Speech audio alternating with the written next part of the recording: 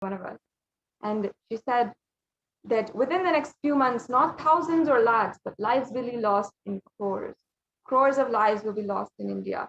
And in the article that we saw later published, it says on Saturday, officials reported nearly 350,000 new infections, and the deaths continue to rise.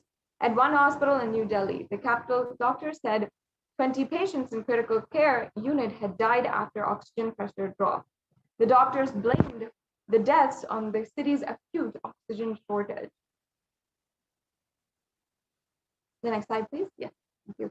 So here we have another article that is also talking about the death toll, and it says that India posts highest death toll in pandemic so far. Really, we are seeing so many underreported deaths, and that's the crime of the whole thing. Because today, as we look back, who is being held accountable for the lives that are lost, which are not even counted? But there's so much of suffering that is going on. There's so much of loss that people are feeling. People whose family members had died, whose neighbors had died, whose mothers, fathers, relatives had literally died in the worst way possible. And yet that suffering is not recognized even in a simple number report or count. How can this be justified? And who is being held accountable? India reported the coronavirus pandemic highest single daily death toll on Wednesday, which was 4,529, with the virus raging through the country's rural regions.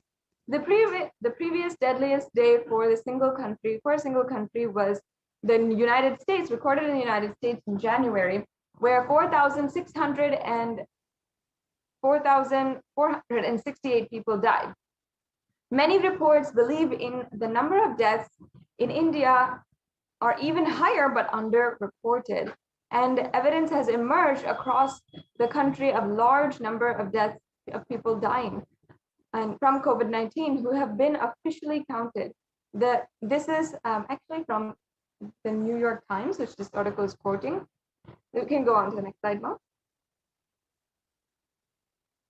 As you can see here, the devastation of COVID-19 in even the quarries, the cemeteries, and the burial grounds is absolutely unsubstantiated, meaning it was absolutely shocking. We heard the stories of all of the people, of the workers from the cremation grounds, the business leaders of the cremation grounds who own these grounds and are seeing so many hundreds of bodies and bodies lining up. This actually shows that 2 and 2 don't match up. Something doesn't quite add up here. While on one side, the media is talking about a very low death rate and not that many people being saved, the cremation grounds, the evidence that is happening there shows even a backlog in the number of deaths that is being reported, and shows even a backlog in the number of bodies that they have to cremate. Yes, as you can see, more visuals. These are from the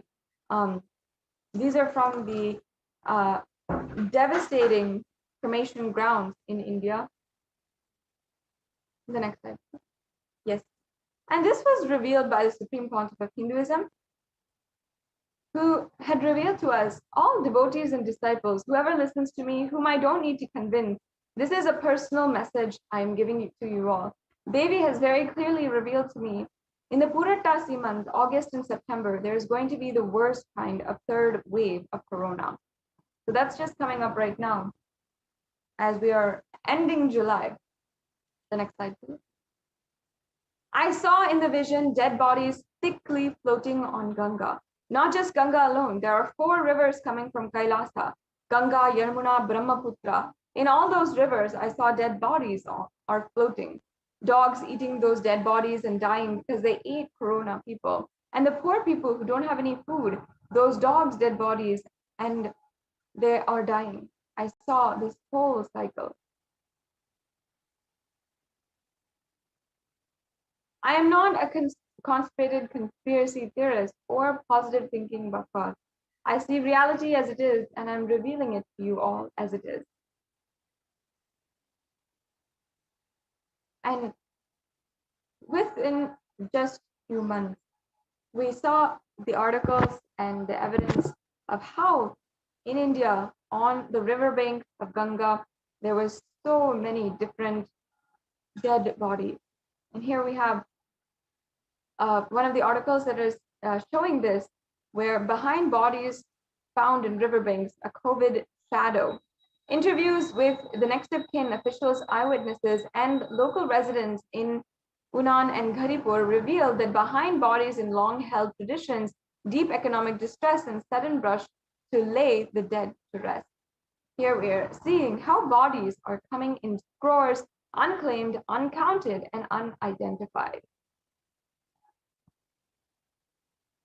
Here we have India's holiest river, Ganges, is swollen with victims. Another really horrifying truth that is going on, a reality that is happening. Hundreds of corpses have been found floating in the river or buried in the sand of its banks. The next slide, please.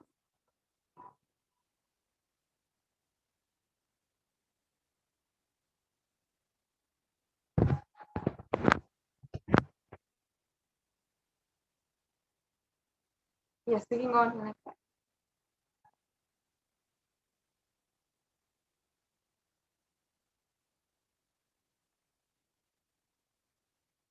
So I request if we can now project the slide on immunity.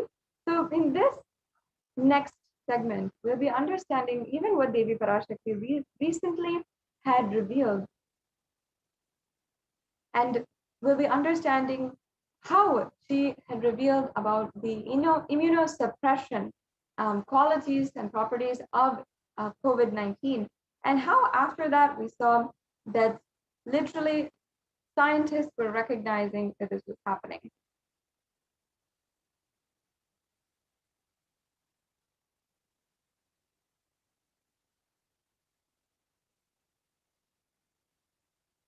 Okay, we can have the slide share projected.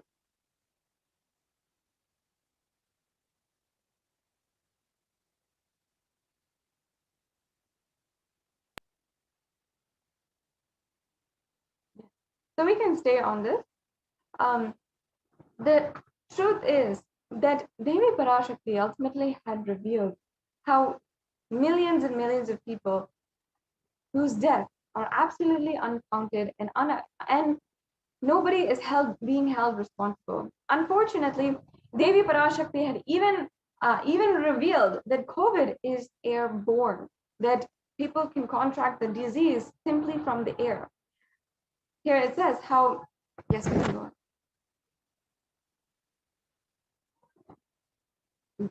The Devi Parashakti said that even kids will be attacked the most, and they'll be very vulnerable during this time. So yes, she said that the next wave is attacking the kids more. That is what is happening, and that is what is terrorizing and frightening. And the Supreme Pontiff of Hinduism revealed, I cannot reveal more details. India's richest state was at the center of the second wave. Now it's preparing for a third wave. This is an article from CNBC, and this is on India's second wave, now preparing for a third wave. And here we have a lot of numbers. The western state of Maharashtra has so far reported more than 5.4 million cases, including 82,000 deaths from COVID-19, and some predict a third wave, which could hit India potentially between September and October. The next slide, please.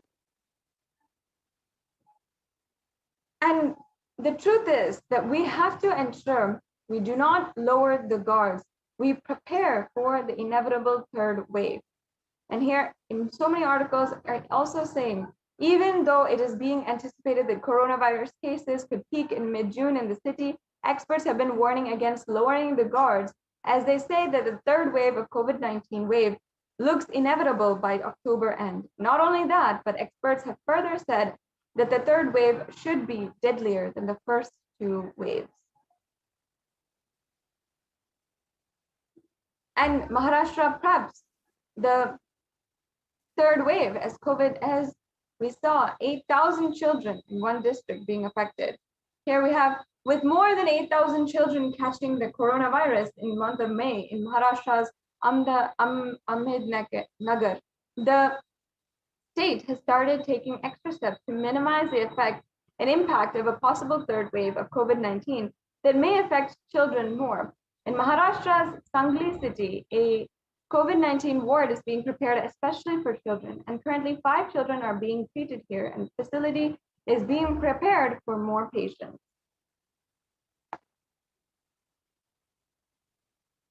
And here we have another article saying the third wave of COVID-19 to impact children. Over 9,000 children test positive in Maharashtra. And again, with the fears of the second wave of COVID-19 still lingering, and now, at least in the current days, we are seeing one wave stopping, maybe settling down, but we are seeing so many warnings of the third wave coming. The experts have suggested that the third wave will severely impact children. If the virus changes its course of nature, the children will be largely impacted. Reports suggest that the virus has already impacted the children across the country in the second wave.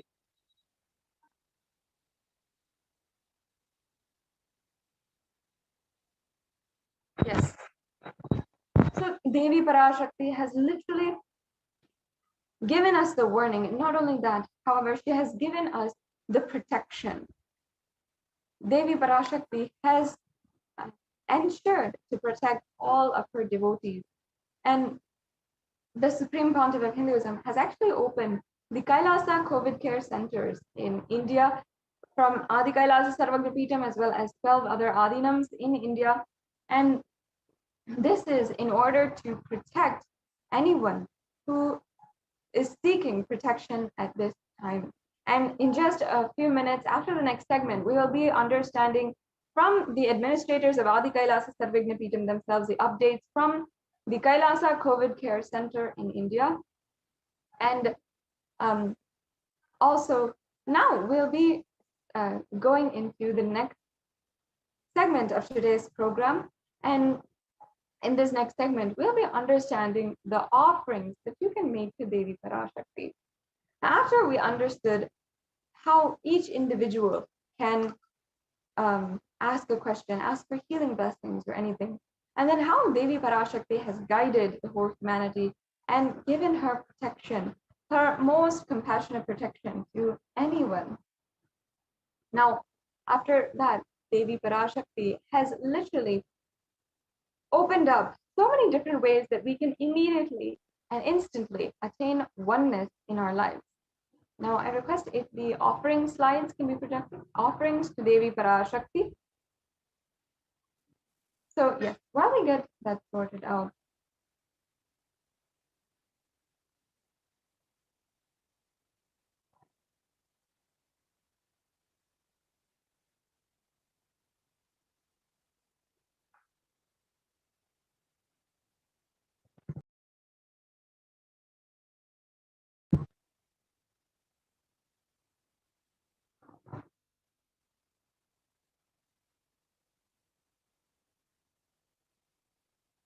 in the Hindu tradition, offerings are a way that you can experience the intimate, most beautiful oneness with the divine. So in this next segment, we'll be understanding the offerings you can make to Devi Parashakti. We'll be right back with you after a very quick break.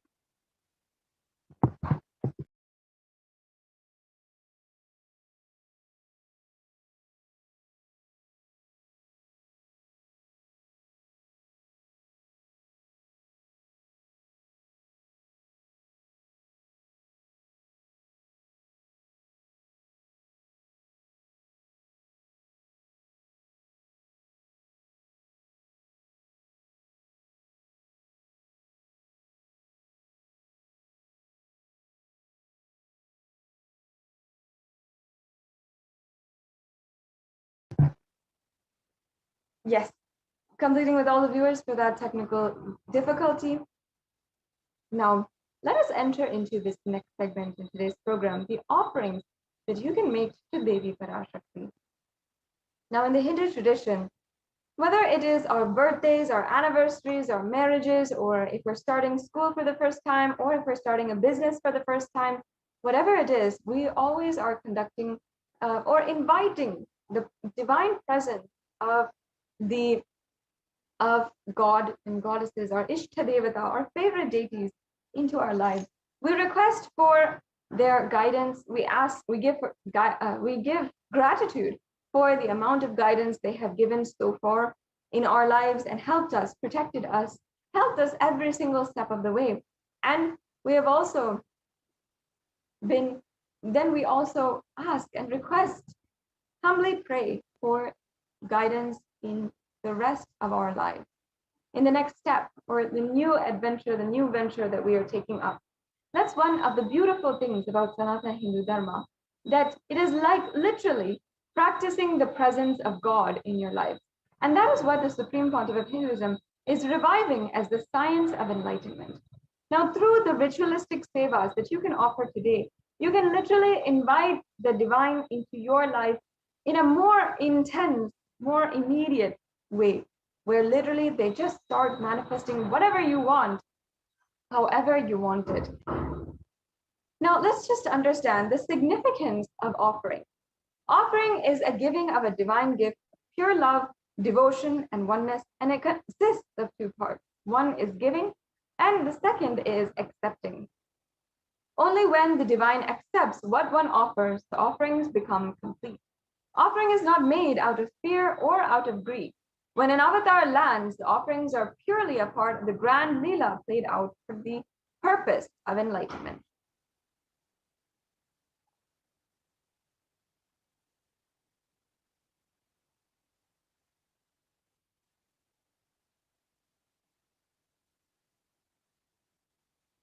Yes. Now, before we're entering into this segment, I would like to chant the Dhyana Shloka of Manonmani, the very beautiful, compassionate form of Devi Parashakti, the loving form of Devi Parashakti, who's sitting on the lap of Paramashiva. Induniva Veda Karavahinayanam Syat Pankajavaraಭಯ Japakshasarayuktam Angahimabhushana Vichitravasanam Syat Tungamukatojjvala Manonmani Swarupam. And the English translation next. Moonlight face holding the Vedas on hand and fire in eyes, with a lotus flower gracing and blessing hands in one hand with the japamala, beautifully decorated with jeweled ornaments and wonderful clothes and shining bright crown. Her name is Manonmani.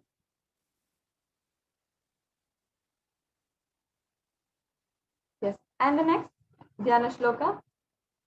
Dhyaye devim trinetram shashina bhavadhanam vedahastam dadanam savye padmam varadam apare chabhayam chakshamalam divyerabarana nirvibhushita tanum brahmadi vipujitam devimeva manonmanim pratidinam kamatradatrim shubham. And the English translation. I meditate on Devi with 3 eyes glowing like the moon and holding the Vedas, lotus and gracing with blessing and gracing hands. She is wearing beautiful ornaments and she is worshipped by Brahma and other many gods and showers auspicious blends, boons and blessings for all actions every day.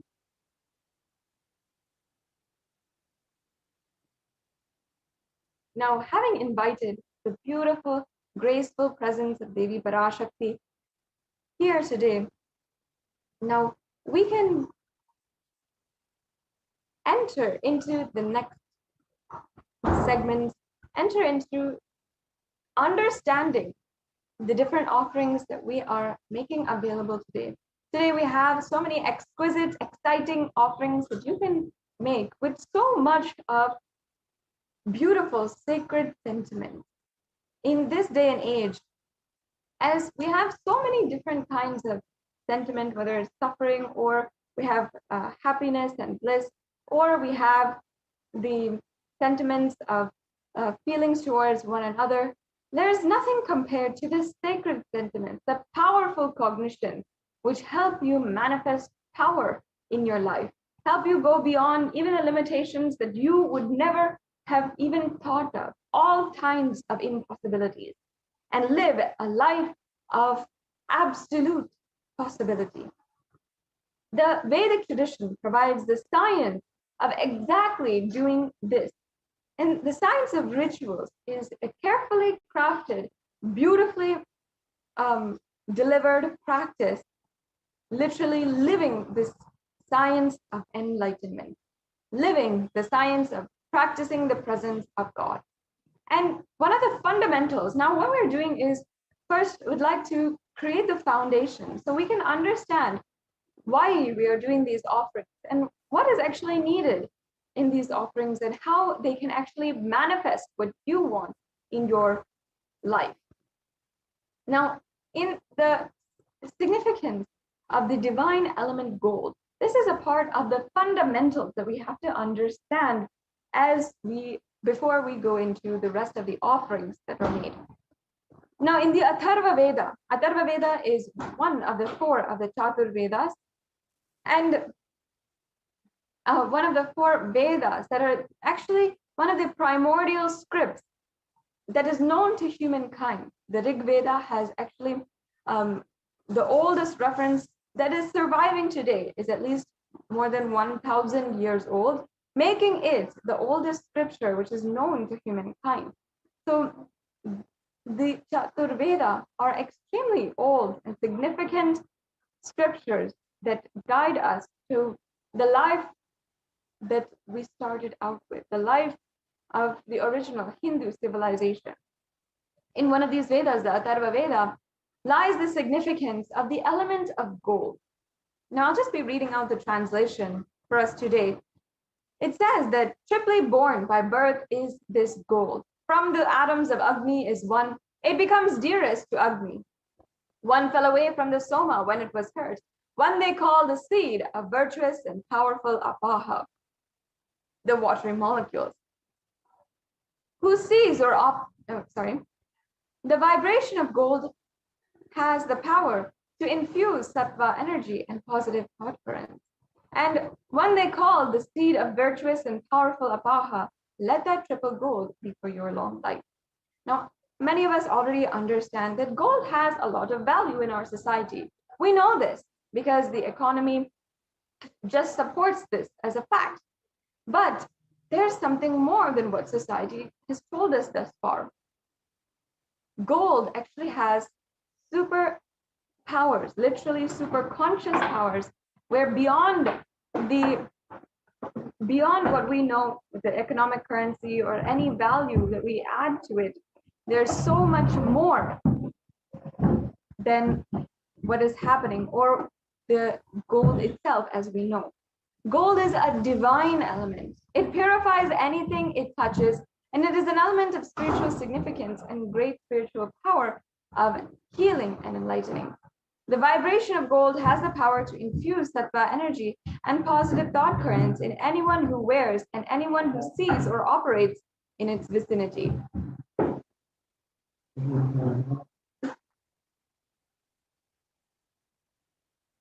Gold is present in all the scriptures, the Agamas, Vedas, Shrutis, Smritis, Itihasas, and Puranas.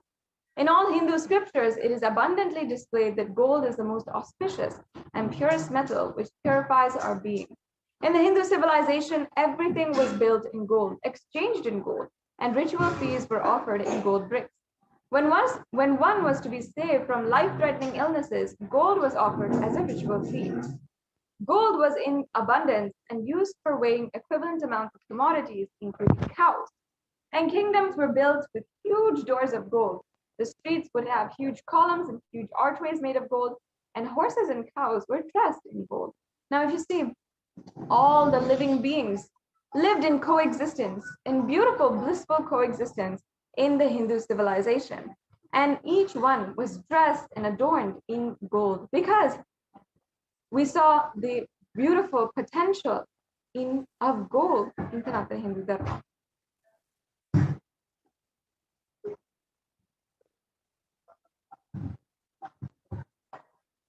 Yes, and the Hindu civilization ultimately thrived on the banks of rivers of gold.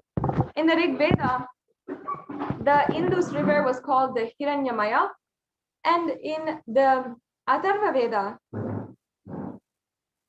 the river Saraswati was called the Hiranyavardhani. Gold is the supreme element for offering gifts to the ones you love and revere. And temples are constructed and paved in gold. Deities are made in gold and decked in gold and adorned in gold. Because it preserves the enlightenment energy for thousands of years, it lasts forever.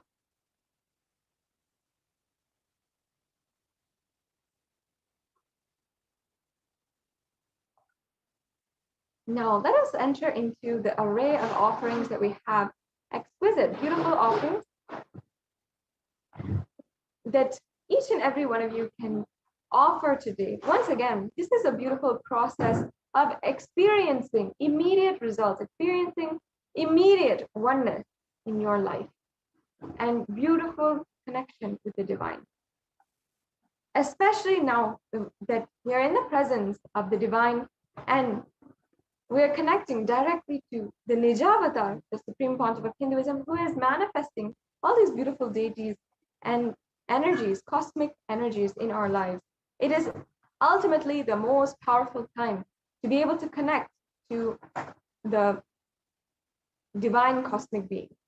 So let us start with the Ihundi offering. Now, this offering is a beautiful way that you can remove all fears inside of you, everything that is going on inside of you, which is not Paramashiva, which is not the ultimate. Simply drop it at the feet of Devi Parashakti today. Drop it at her feet and experience the true oneness. Now, can we go back to the previous slide, please? Devi Parashakti in the Lalita Sahasranama is described in such a beautiful way. How she is actually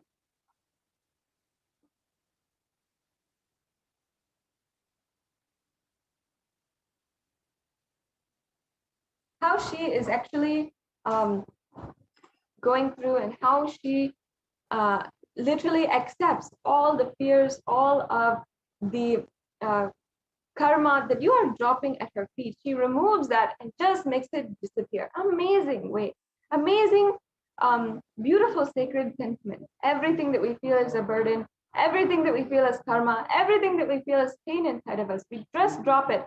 It's the feet of Devi Parashakti. Now, can we go back to the Ihundi first slide? Now, I just like to chant the verse on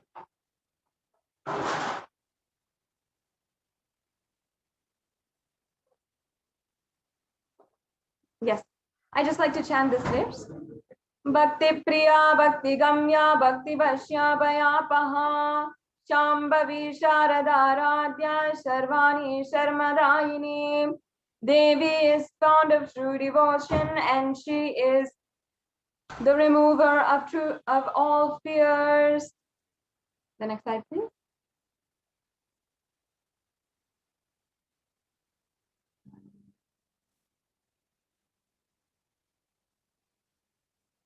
Yes, we can go on to the next slide.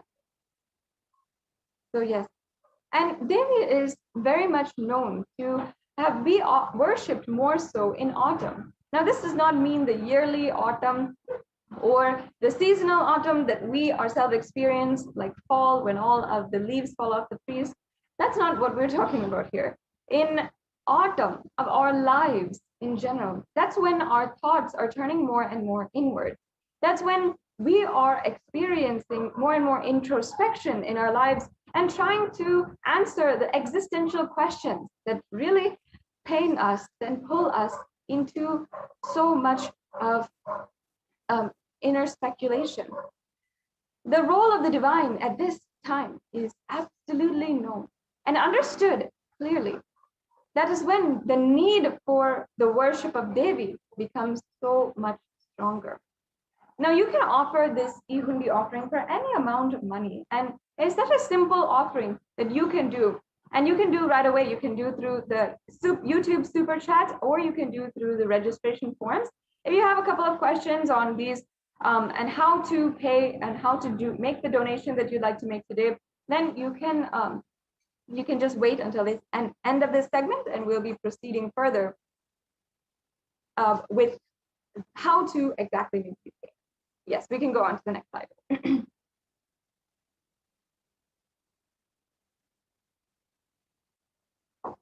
Yes.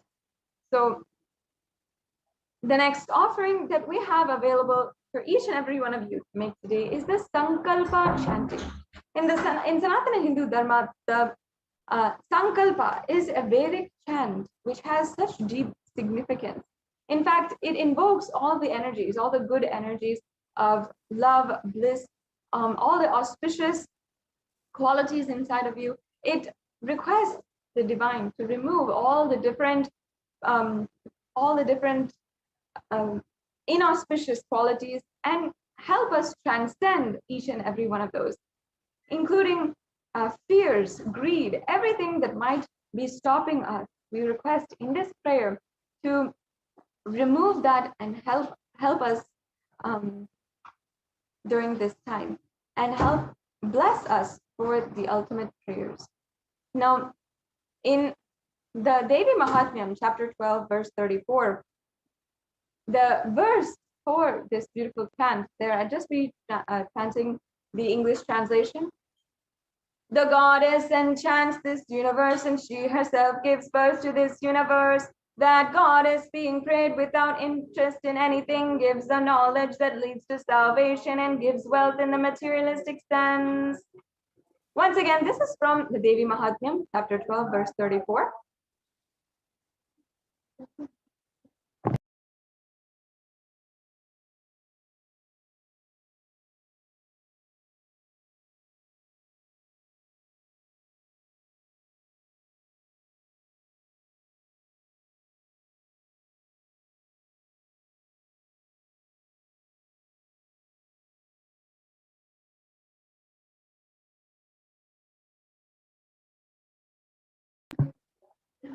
Yes, the Sankalpa chanting is such a beautiful way that you can just simply offer the Sankalpa. Your name will be chanted along with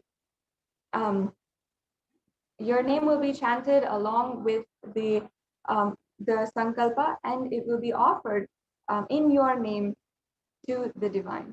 The next offering we have here, as you can see, is the Sahasranama Swarna Kasu. And this is another beautiful offering. And let me just explain that this is the offering of more than 1,008 names of Devi Parashakti, and it's a very special and unique archana offered to Mahameru of Devi Parashakti. And actually, it is very special because it is the offering of the gold coin inscribed with 1,008 names of Devi Parashakti. Now, in the chant, in the Lalita Sahasranama, verse 731, Devi Parashakti is described as Nama Parayana Prita, she who likes repetition of her various names. And this is the offering of 1,008 names of Devi Parashakti in a ode and tribute to that she likes. Why she likes it is actually very significant. Ultimately, in order to invoke that same energy inside of us, invoke that beautiful energy inside of us, Devi Parashakti guides us to chant the names of these beautiful Ananta Kalyana Guna and invoke that energy inside of us. That is actually what is happening during this Sahasranama Archana. And every time we offer the different names of Devi Parashakti, we are literally invoking that energy inside of us. So you can offer this very exquisite offering, the gold coin inscribed with each of the 1,008 names at the feet of Devi Parashakti. And each of these are the divine qualities of Devi Parashakti.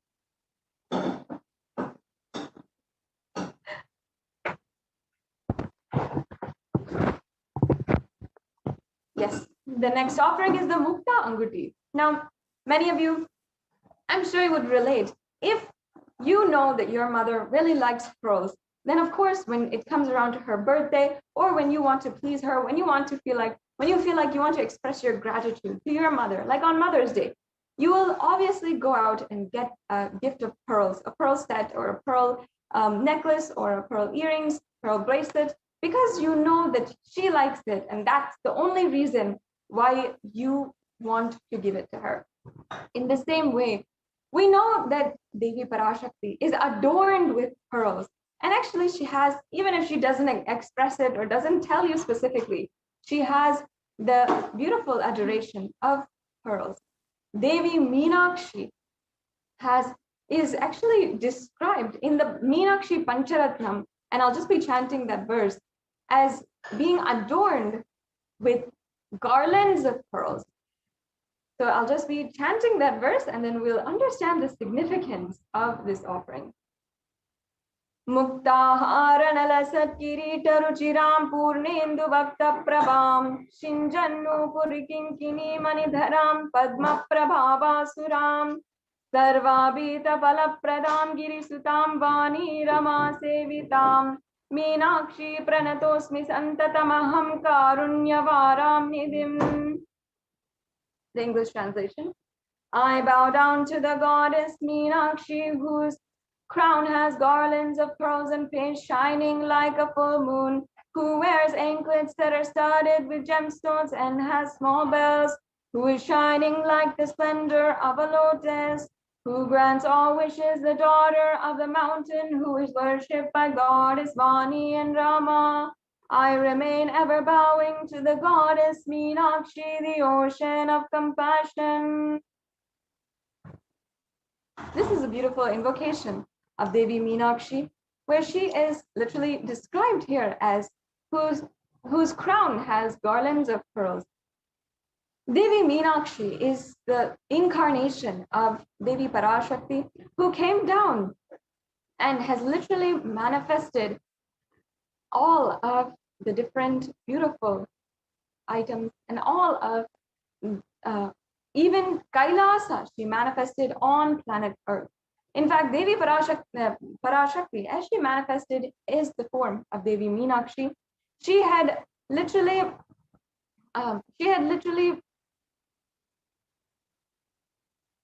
united all of the 56 deshas. At that point in human history, all the humans, human civilization was living as independent human tribes across the world. But Devi Parashakti had literally united all the 56 deshas and ruled it under one rule. Now, Devi Parashakti has then manifested Kailasa itself on planet Earth with the establishment of Madurai, the kingdom of Madurai. Just like how Devi Parashakti literally had such beautiful ambition and powerful ambition to manifest Kailasa itself on planet Earth, with this offering of the Mukta Anguti, you can have the blessings of Devi Parashakti in any of your endeavors, the new ventures that you are about to take in this time. Yes, we can go on to the next slide.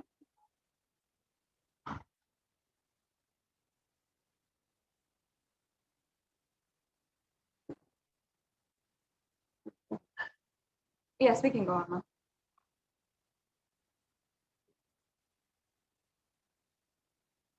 The next offering is the Swarna Padma Pushpa, the golden lotus.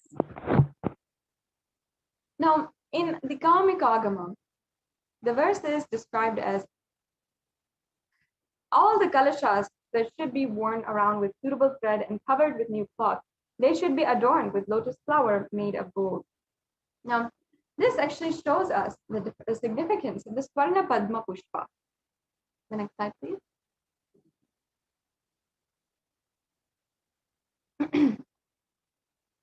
So actually, there are hundreds of references of the scriptural references for the using the lotus flower and the worship of Paramashiva.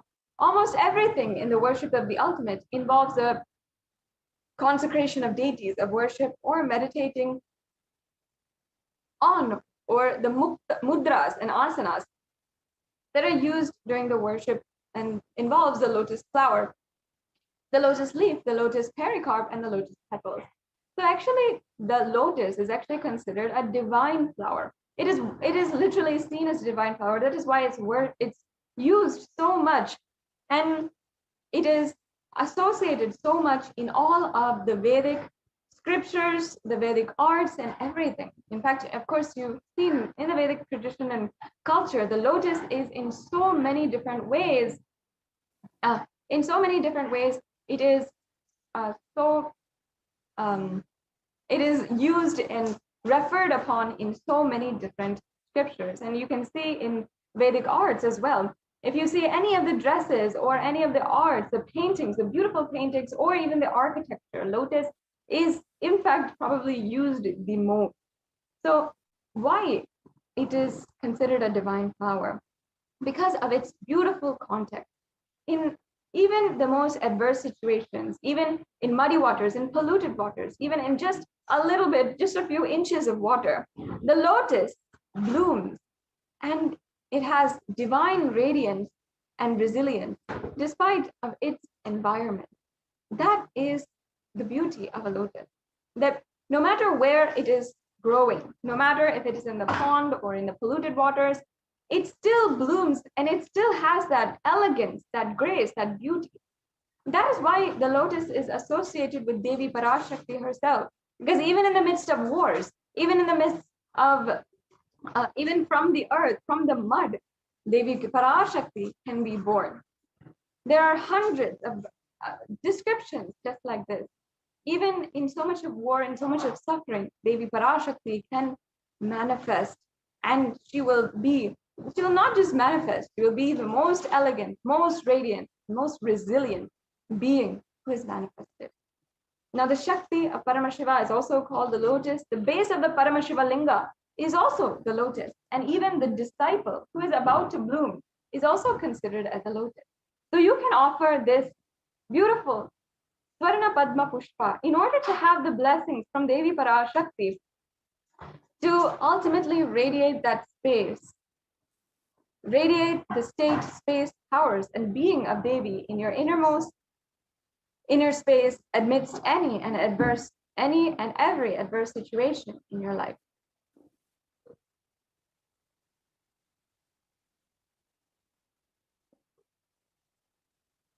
Yes. The next offering is the Swarna Metti. I'll just be chanting first the Pramana. Nakhadiditi samchana namajjana tamoguna padadvaya prabhajala parakrita saroruha. You whose brightness from toenails destroys the darkness of ignorance from the minds of your devotees who prostrate at your feet. You whose brightness from your 2 feet overpowers that of the lotus flower. Next slide, please. So in the Hindu tradition, even the married women wear the golden toe ring. And that is a representation of actually the Hindu sacred sentiments, where all of the different, all of the women of the world are considered as Devi Parashakti herself, are worshipped as Devi Parashakti herself. And it is all coming back down to this verse, actually, where we are seeing how it's described that literally the toenails of Devi Parashakti have the power to simply remove your incompletions or your pains or your sufferings, all of the ignorance that you have. And simply, that is how it happened. That is the quality of Devi Parashakti. It is not, you don't need even her whole foot. You can just have the grace of her, of just one toenail, and all of your sufferings are completely gone. And that is why we adorn her toes with the Swarna Metti. That is such a beautiful thing. How in the Vedic tradition, when we see the significance of a certain object, or we see the significance, it is always brought out and applied in every aspect of our life. Just how gold, we saw the significance and we saw the spiritual qualities. That's why all men were made of gold in the Hindu tradition, because we saw the significance of Devi Parashakti's, literally her very toenails. Every single woman is worshipped, revered, and adorned with that gold, that toe ring. And in the Hindu tradition, upon marriage, every woman has that toe ring. That is how the Hindu tradition literally reveres women so much. So this offering of the Swarna Metti is an offering to Devi Parashakti, adorning her sacred feet, to be in constant gratitude for receiving her blessings even in the most difficult aspects of our life. The next slide, please. Yes. The next offering is the Swarna Mangtika, the golden hairline jewelry. Another very beautiful, very significant offering that you can make. And it actually refers back to one of the verses where Devi Parashakti is described as Shuddha Sarabhi Varshani, meaning she who makes the nectar flow in all our nerves from the Sahasrara, and she who gives the very pleasant experience of the ultimate. Now, the Mangtika represents the nectar flowing from the Sahasrara Chakra, which is fully open. And the Sahasrara Chakra is represented by the 1,000-petaled lotus. The 1,000-petaled lotus is sitting at the very crown of our head. And when that opens, the nectar which is coming from it and oozing, causing us to experience so much of bliss, that is what is represented by the Mangtika. And the Sahasrara Chakra is literally representative of the huge amount of nervous center we have in the crown of our head, which is, of course, the brain. So that is why it's called this 1,000-petaled lotus, and represented by a lotus itself. So in this offering, you can receive the blessings of Devi Parashakti and achieve the blissful state of overflowing gratitude and the space of complete completion, as Devi Parashakti literally will be able to open your Sahasrara Chakra and enlighten you entirely. And the next offering that is available for each and every one of you today is the Pratyaksha Pada Puja. Now, I just want to take a few minutes and describe, especially now, during this time, during Guru Purnima time, with less than 24 hours until we are celebrating Guru Purnima, until we are celebrating the most auspicious occasion of the whole year, the Guru Purnima day. On Guru Purnima, you will be able to have the blessings of the Supreme Pontiff of Hinduism himself, and you can offer the Pratyaksha Pada Puja during this time. Now, Guru Purnima is a time when all of the planets, all of the different grahas, and all of the different planetary energies are aligning you towards Guru and Guru happening in your life. I know that many of you have been praying for a guide in your life, especially during these extremely dark and intense through a guide who will tell us, take this step, I'll be there, I'll protect you, I'll take care of everything. For millions of peoples across the world, the Supreme Pontiff of Hinduism has been that Guru. So much so that he is Jagat Guru for the entire universe. He has taken the responsibility to guide the whole universe from the Kali Yuga into the Nitya Yuga, into the Satya Yuga. So we can offer our offerings at the feet of Devi Parashakti and the Supreme Pontiff of Hinduism with this Pratyaksha Pada Puja. For all of you who are joining with us right now, please go to the links in the scroll below if you'd like to register yourself for the Pratyaksha Pada Puja, which will be happening very soon, in just a few hours before you even know it. So make sure that you are planning or preparing to offer the Pratyaksha Pada Puja on this Guru Purnima day. And this is the opportunity to simply drop any of the karma that you are experiencing, any of the pain and suffering that you are experiencing at the feet of the Supreme Pontiff of Hinduism, incarnation of Paramashiva himself, and he will simply remove it, give his ultimate protection, and he will give you, each and every one of you, just the abhaya, meaning the blessings and guidance to, and being the ultimate guru for each and every one of you. If today we are able to cherish and enjoy any of the Hindu tradition, the qualities and the different customs and traditions from Sanatana Hindu Dharma, it is solely because of the Guru Parampara. And if today we even have hope for the future of Sanatana Hindu Dharma, it is because of the Supreme Pontiff of Hinduism, who has bravely, and despite so much of attack against him, stood and ensured the revival of Kailasa, the nation, for Hinduism and the Hinduism culture as a tradition. The last offering that each and every one of you can also do today is the Vastra Seva. So you can offer the Vastra Seva as well, which is a sacred adornment, the sacred cloth, which you can offer at the feet of Devi Parashakti. Yes. So now, moving on to the next slide, we have a summary of all of the different offerings that you can do today. There is the e-hundi offering. So all of these, there's various array of different options so that you can never feel limited. If you would like to make or at least pay some form, or you would like to donate in some way or form, and options for you, I'm sure that as a Hindu, as someone who deeply connects to Devi Parashakti, perhaps has had the blessings, and you'd of course love to offer, or you'd love to pay your gratitude, you can pay in any of these ways, any amount, or with $1, or the highest amount as well, if you would like to, out of your deep gratitude to Devi Parashakti.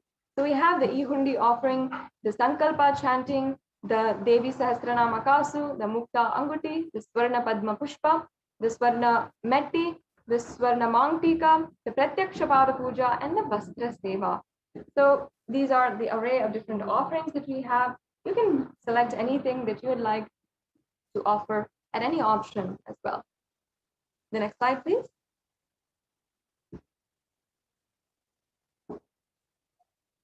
Now, now you might be in two categories as we are proceeding for the offerings today. You might be in the category of you're ready to make your payment, you'd like to go forward with the next steps. You can go to tiny.cc/Devi-offerings, and you can proceed for the next steps of your payment. It's a very easy and quick process to do your payment. Then after the payment, make sure that you are filling out the Sankalpa 2021 form. This is for submitting the details needed for the puja. So this needs to be submitted after you make the payment, and all of your names and the names on whose behalf you are offering this puja, you will, all those names will be chanted after this form is filled. So if you're ready to make the payment, that's awesome, that's great. You can go ahead and make the payment through these links. Now, on the other hand, if you are still wanting to manifest any one of these offerings, perhaps you'd like to make the offering of the Pratyaksha Pada Puja, but you'd like help in manifesting, or you'd like more details, or you're interested in the offering, but you cannot make it as on now, you can go to tiny.cc/Bhavasamadhi and fill out the registration form. Now, the registration form is there, and you have two options also, and you can make the intention for making any one of these offerings.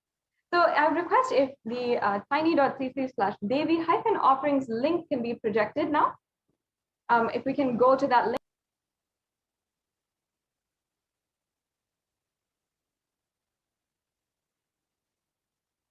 So we'll just be getting back with you with that link and being able to project it for all of you to see and to understand that this is a very quick payment process.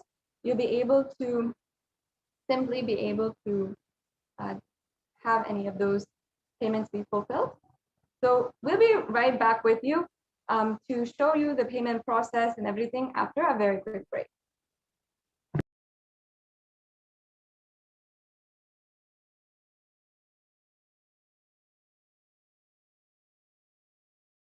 Just be alive for next 3 years. Don't die within next 3 years.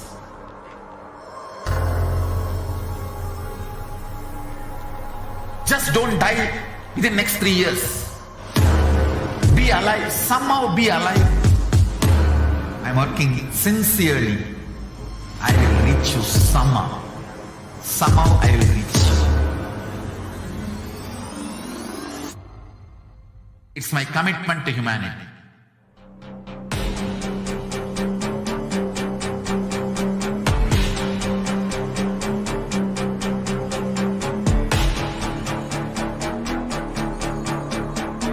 Just don't die within the next 3 years.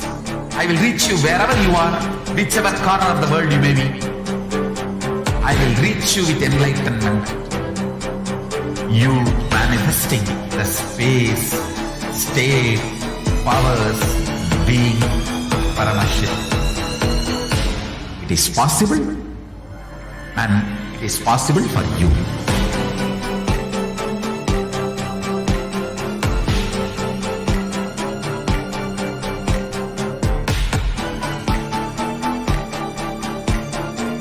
Paramashivoham will reach you with enlightenment science.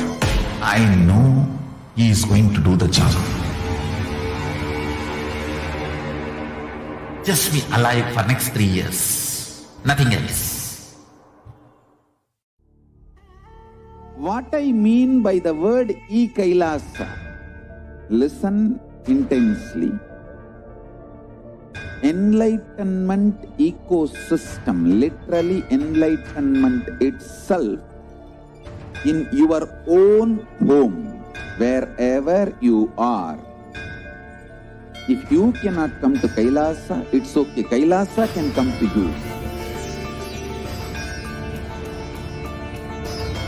Kailasa coming to you is e-Kailasa.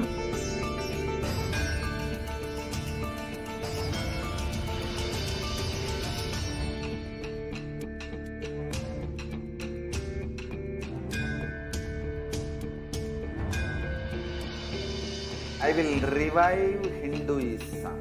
I am a Hindu revivalist, not by any revolution, but by evolution.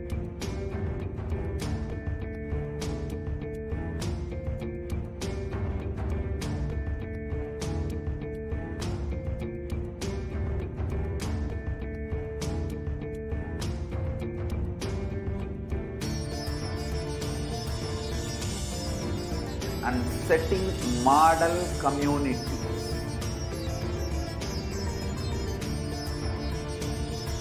Kailasas, enlightenment ecosystems, Sarvanya Pitas all over the world.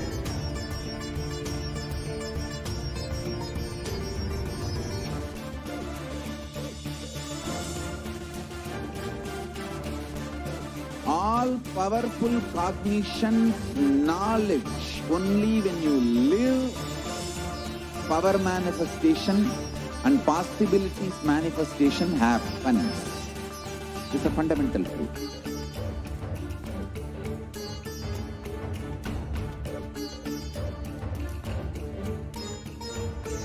Hinduism cannot live exclusively as one sampradaya. No. All sampradayas of Hinduism is an ecosystem.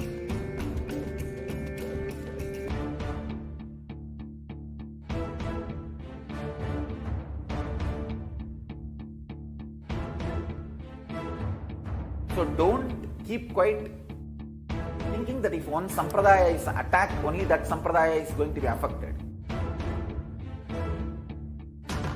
All of us are ecosystem.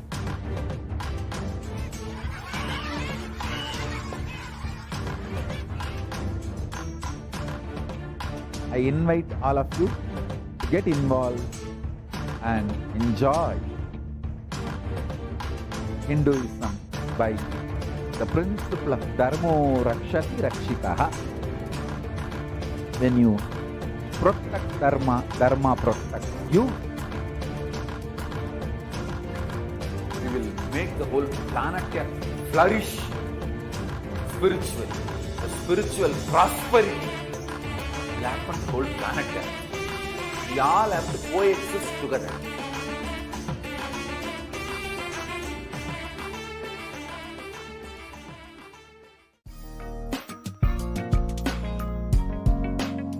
We get you health, we get you ability to build beautiful relationships in your life. We get you direct spiritual support and we make sure you become wealthy.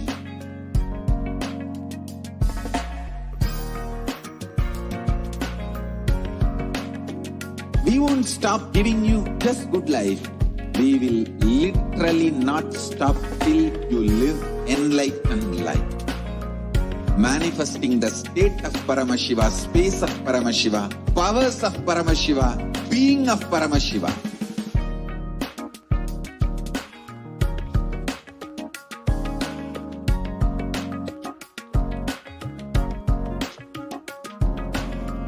Whole world should become Ekailashians. I want the whole world to know Hindus have something great to contribute to the world.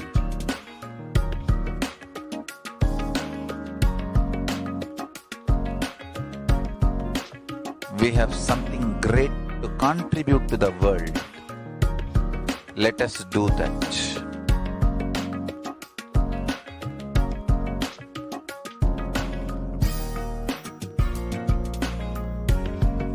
E-Kailasa is proper customized spiritual service helping you to identify your root patterns of suffering.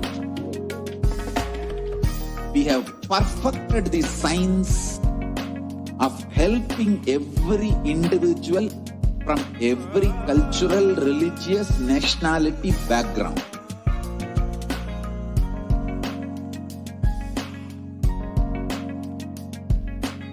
You will have lowest reactionary assumptions, highest awakened response, alive response for life continuously.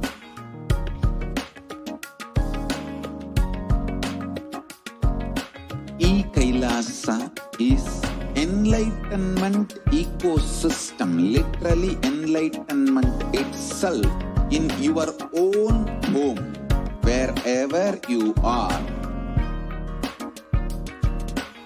Proper customized spiritual service helping you to complete with your life negativity, withdrawal from life, self-hatred, self-denial, self-doubt, so much of tiredness, laziness. We can support you aligning your diet, your attitude, your aptitude, your understanding about life. We can help you with everything.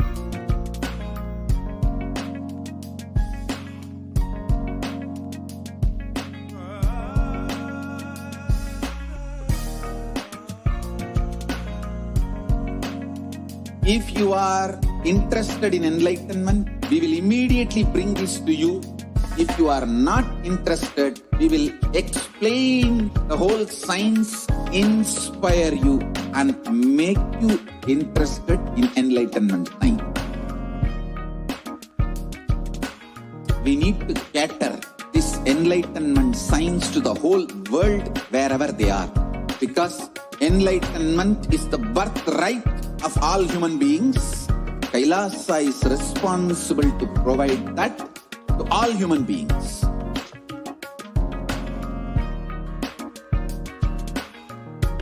Kailasa is the totality of the knowledge I received from my gurus and practice manifested in my life, perfected by the millions of people from.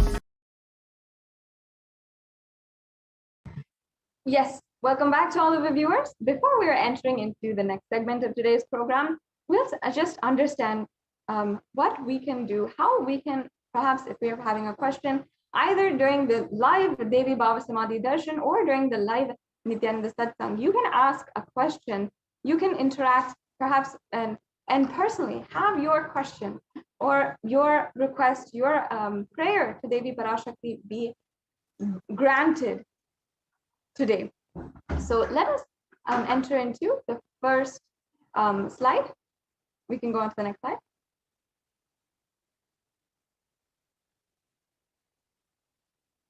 So here we'll be able to share with you how you can ask the question on the different social media platforms. The Supreme Pontiff of Hinduism has made himself and has made this Parashakti Akashic reading available for anyone who wants, and available on all the different social media platforms. So as you can see here on YouTube, you can go to Kailasa's HDH Nithyananda YouTube channel. You can go to the live feed, and many of you, of course, are already watching there. Down below this video, you will see a join button. Make sure that you are joining as a member of this channel. Now, you can make sure that in all the different social media platforms that you are liking and following, and we'll show you a couple of samples today of those. And for membership, you can click the join button, and this is a very easy way that you can get access immediately to all of the 7,000 videos on the Kailasa's HDH Nithyananda YouTube channel, and the more than 20,000 hours of discourses, darshans, dikshas, intimate sessions, beautiful discourses and satsangs by the Supreme Pontiff of Hinduism. And it is just a beautiful way that you can simply start to manifest enlightenment, and with any problem that you have, fear, greed, or if you have a problem in relationships or wealth, any problem, you can find the answer on this YouTube channel with the more than 7,000 hours, 7,000 videos on this YouTube channel. So again, you can join at the button that is there. And today, if you'd like to ask your question at any time, either during the Devi Parashakti Akashic reading, the live Bhava Samadhi Darshan, or during the live Nithyananda Satsang, you can ask your question in the chat. So you can ask your question in the chat, which you can see on the right-hand side. And once again, this would only be open for members. So yes, the next option we have is Facebook. You can go to Kailasa's SPH JGM Nithyananda Paramashivam Facebook page, and this is the official Facebook page of the Supreme Pontiff of Hinduism. Make sure you are liking and following Kailasa's SPH JGM Nithyananda Paramashivam Facebook page, so that you can have all of the different notifications, the different live events, the different posts personally given to you, and the personal messages from the Supreme Pontiff of Hinduism directly in your newsfeed, and ensure that you are getting the notifications when the notifications come immediately. You can tune in to the live events which are going on continuously from Kailasa. And we also have here, you can see that all the different live events are displayed or will be continuously there available on Facebook. So whatever, even if you miss a satsang, even if you miss a program, you can go back and watch and ensure that you are really relishing and reveling in the divine presence of the Supreme Pontiff of Hinduism. So make sure, if you want to ask any of your questions during the live Bhava Samadhi Darshan or the live Nithyananda Satsang, you can go to the comment section and post your comments in the comment section below the video. Yes, and the next option that we have is Twitter. I'm sure that many of you are users of Twitter. You spend all your day on Twitter, and you yourself have a Twitter following. If you like Twitter and that's the social media platform of your preference, then you can go and follow Kailasa's SPH JGM HDH Nithyananda Paramashivam on Twitter, and make sure that you're following the official Twitter handle of the Supreme Pontiff of Hinduism, which is at Sri Nithyananda. And once again, here, the Supreme Pontiff of Hinduism gives personal messages to the whole humanity, to all the global Hindu diaspora here, his messages as the Supreme Pontiff of Hinduism, his guidance during this time, and as well, all the different live events, the exciting events that are happening across Kailasas, across the world, will also be posted here regularly, as well as ensuring you have your daily dose of living enlightenment and enlightenment that can inspire you for the whole day. So make sure that you are following at Sri Nithyananda on Twitter, and you can go to the live event as well. The live event, which will be displayed on Twitter and will be a tweet from Sri Nithyananda, from the official handle.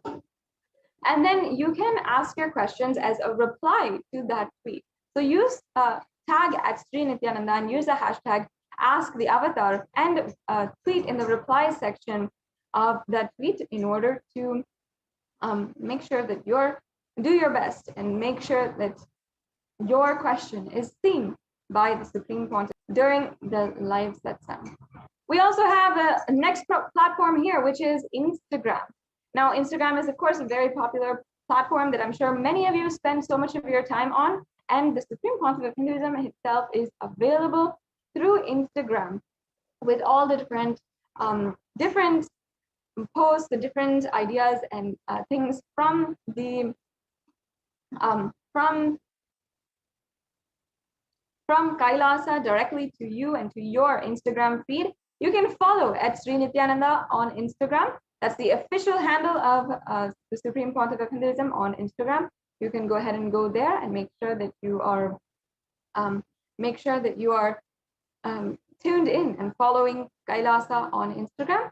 And in any of the posts, in the post for the live satsang or for the live Bhava Samadhi Darshan, you can comment there using the hashtag ask the avatar as well, and comment your questions you can ask your questions in the comments. And finally, the next slide, if you might not be social media savvy, you're not very comfortable with social media platforms, or perhaps you yourself are not on social media, you can go to kailasa.org and ask your questions or send in your prayer requests through WhatsApp. So you can go there, and there's a widget for WhatsApp on the website that you can go and chat, and you can send in your questions during the live Bhava Samadhi Darshan or during the live satsang.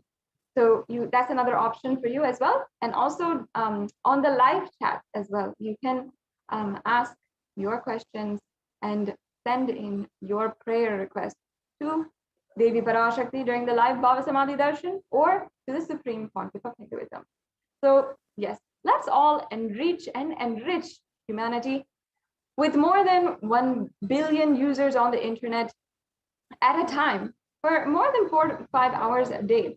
You can always enrich people through the internet and through social media, and it's very easy.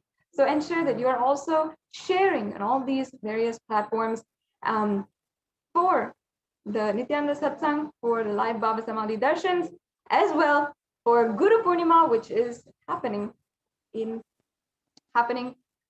just a few hours away.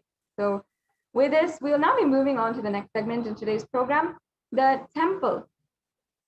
From Nithyanandeshwara Paramashiva Devalaya in Adi Kailasa Sarvagya Peetham, we will be able to witness the most glorious Uttamottama Paksha Maha Guru Puja, which is an offering to the Supreme Pontiff of Hinduism and the entire Guru Parampara, as we have been celebrating the Guru Purnima Brahmotsavam the last couple of days, and we are continuing to celebrate it.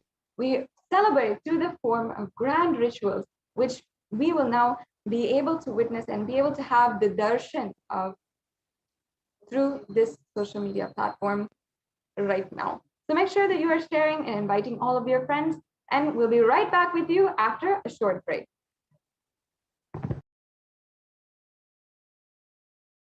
Just be alive for next 3 years. Don't die within next 3 years.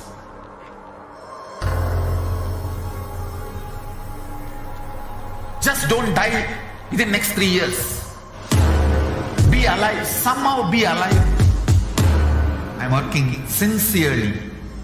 I will reach you somehow. Somehow I will reach you. It's my commitment to humanity.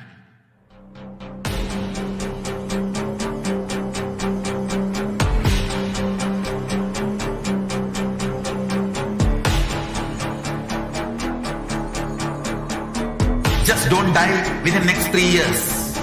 I will reach you wherever you are, whichever corner of the world you may be. I will reach you with enlightenment. You manifesting the space, state, powers, being Paramashivoham. It is possible, and it is possible for you.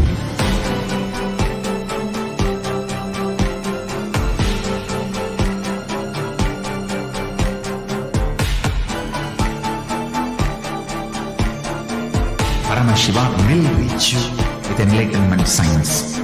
I know he is going to do the job.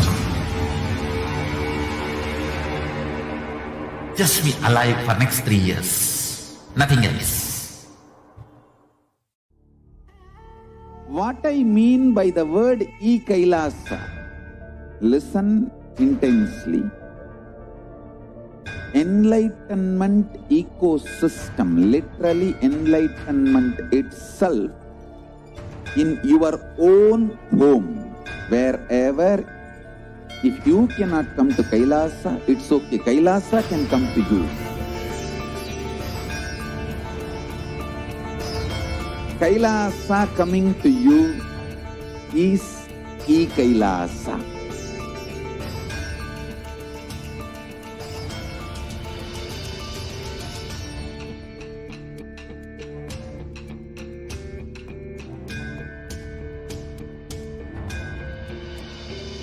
I will revive Hinduism.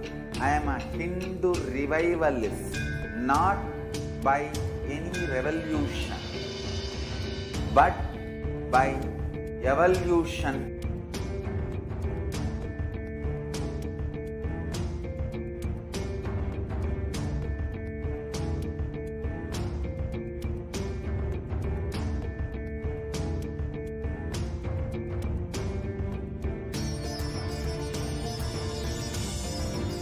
And setting model community.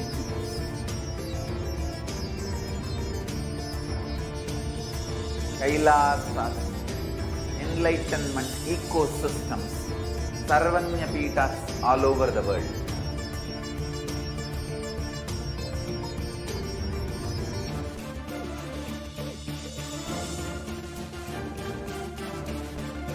All powerful cognition, knowledge, only when you live, power manifestation and possibilities manifestation happens. It's a fundamental truth.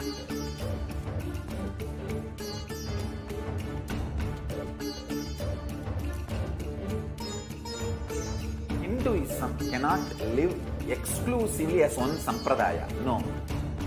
All sampradayas of Hinduism is an ecosystem.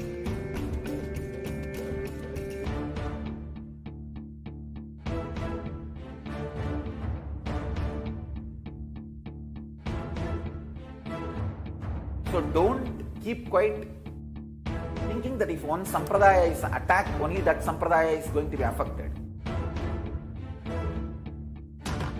All of us are ecosystems.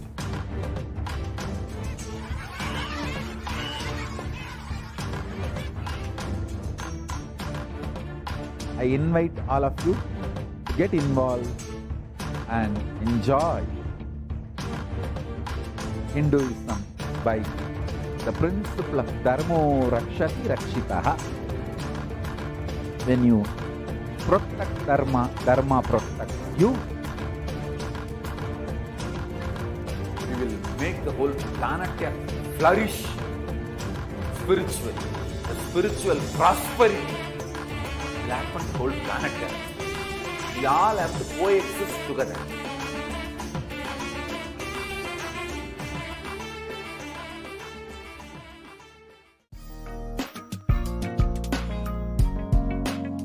We get you health. We get you ability to build beautiful relationships in your life. We get you direct spiritual support, and we make sure you become wealthy.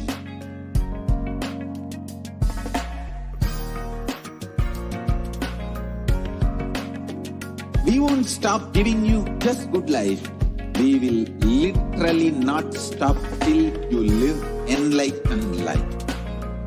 Manifesting the state of Paramashiva, space, powers of Paramashiva, being of Paramashiva.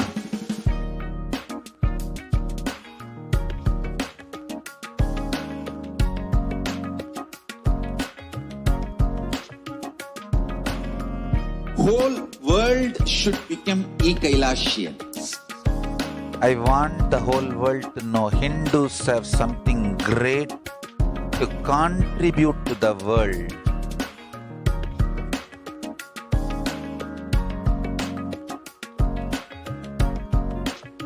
We have something great to contribute to the world. Let us do that.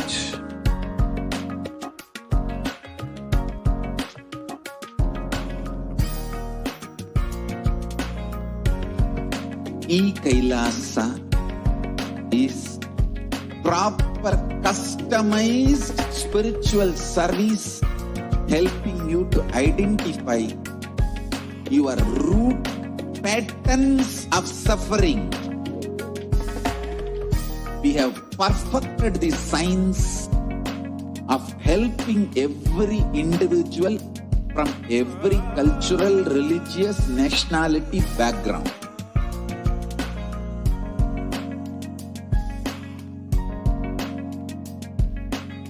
You will have lowest reactionary assumptions, highest awakened response, alive response for life continuously.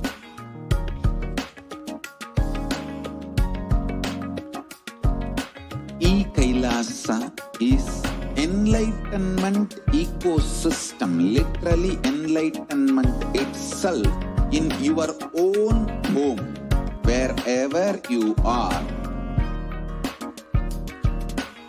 Proper customized spiritual service helping you to complete with your life negativity, withdrawal from life, self-hatred, self-denial, self-doubt, so much of tiredness, laziness. We can support you aligning your diet, your attitude, your aptitude, your understanding about life. We can help you with everything.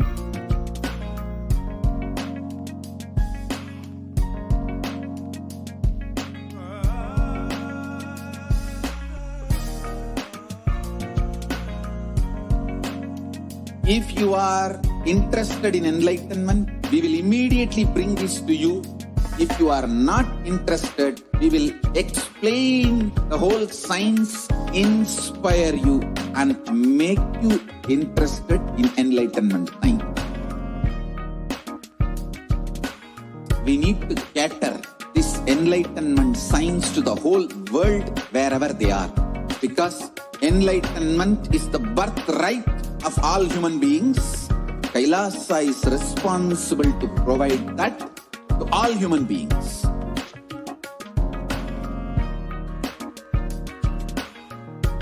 Kailasa is the totality of the knowledge I received from my gurus and practice manifested in my life, perfected by teaching millions of people from all cultures, time zones, backgrounds, genders, nationality, race, from every creed.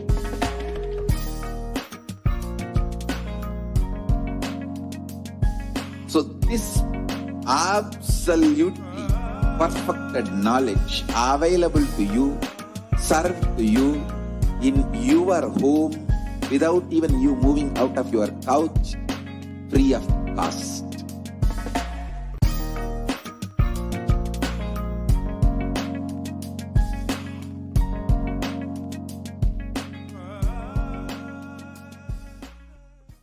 Just be alive for next 3 years. Don't die within next 3 years.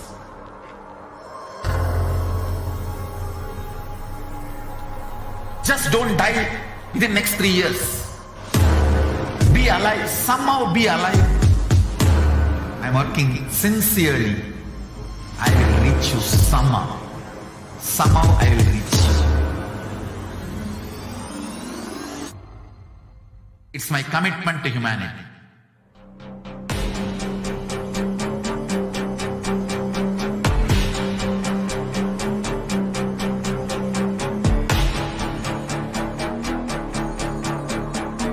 Just don't die within next 3 years. I will reach you wherever you are, whichever corner of the world you may be. I will reach you with enlightenment. You manifesting the space, state, powers, being Paramashivoham. It is possible, and it is possible for you.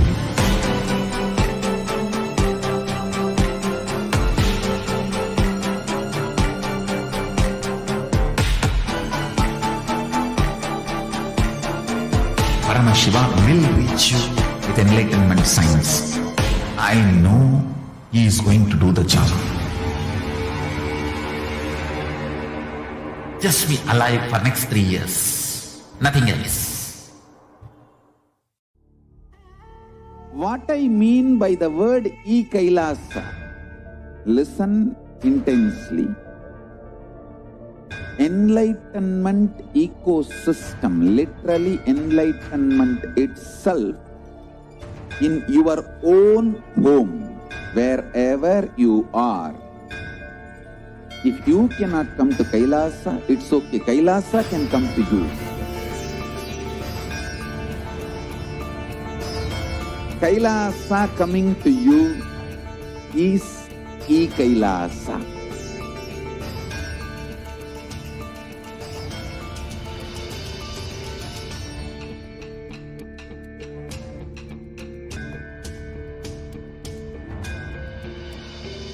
I will revive Hinduism. I am a Hindu revivalist, not by any revolution, but by evolution.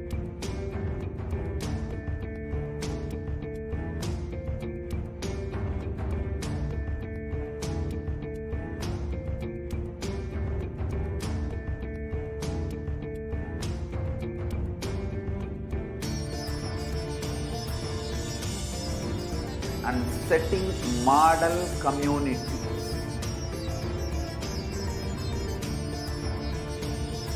Kailasas, enlightenment ecosystems, Sarvanyapitas all over the world.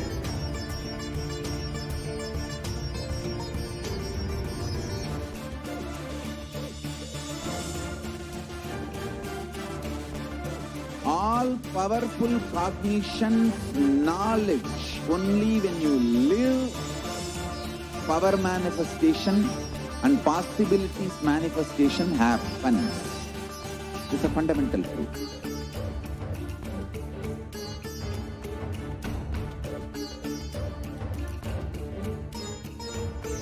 Hinduism cannot live exclusively as one sampradaya. No. All sampradayas of Hinduism is an ecosystem.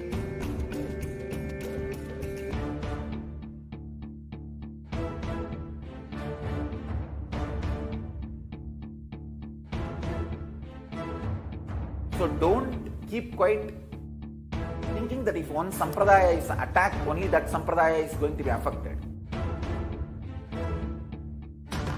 All of us are ecosystems.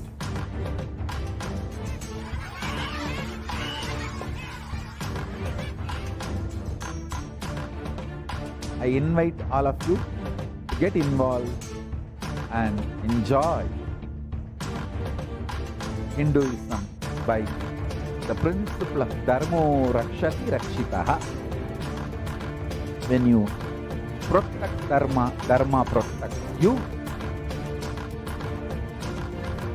We will make the whole planet flourish spiritually.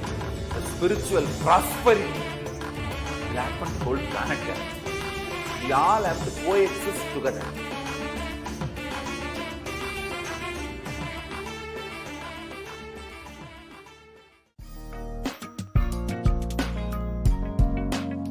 You help. We get you ability to build beautiful relationships in your life. We get you direct spiritual support, and we make sure you become wealthy.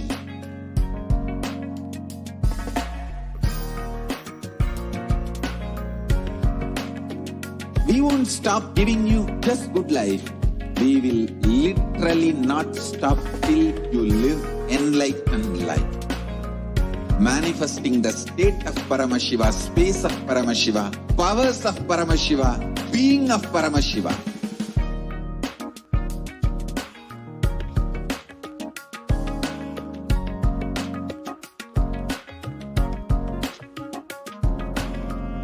whole world should become e-Kailashians. I want the whole world to know Hindus have something great to contribute to the world.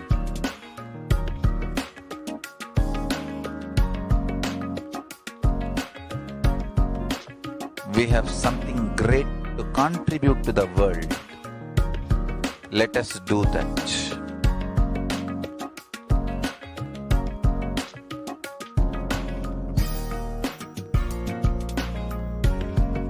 E-Kailasa is proper customized spiritual service helping you to identify your root patterns of suffering. We have perfected the science of helping every individual from every cultural, religious, nationality background.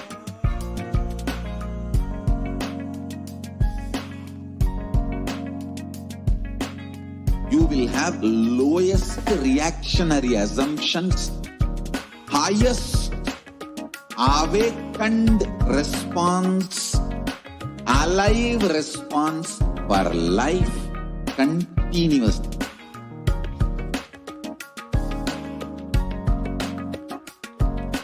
E-Kailasa is enlightenment ecosystem, literally enlightenment itself in your own home, wherever you are. Proper customized spiritual service helping you to complete with your life negativity, withdrawal from life, self-hatred, self-denial, self-doubt, so much of tiredness, laziness. We can support you aligning your diet, your attitude, your aptitude, your understanding about life. We can help you with everything.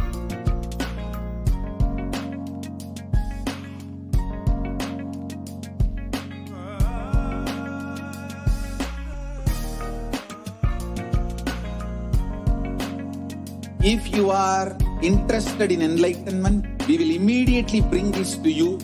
If you are not interested, we will explain the whole science, inspire you and make you interested in enlightenment science. We need to cater this enlightenment science to the whole world wherever they are, because enlightenment is the birthright of all human beings. Kailasa is responsible to provide that to all human beings.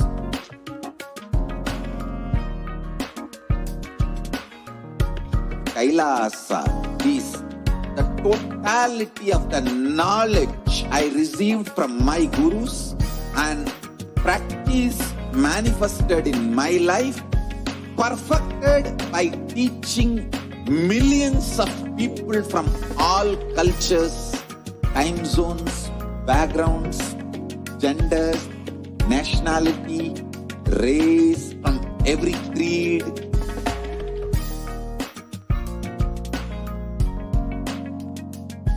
So this absolutely perfected knowledge available to you, served to you in your home without even you moving out of your couch, free of cost.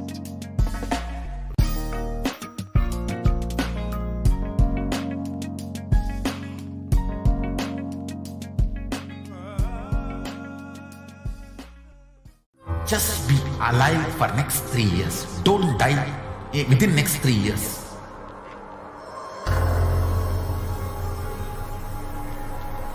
Just don't die within next 3 years. Be alive. Somehow be alive. I'm working sincerely. I will reach you somehow. Somehow I will reach you. It's my commitment to humanity.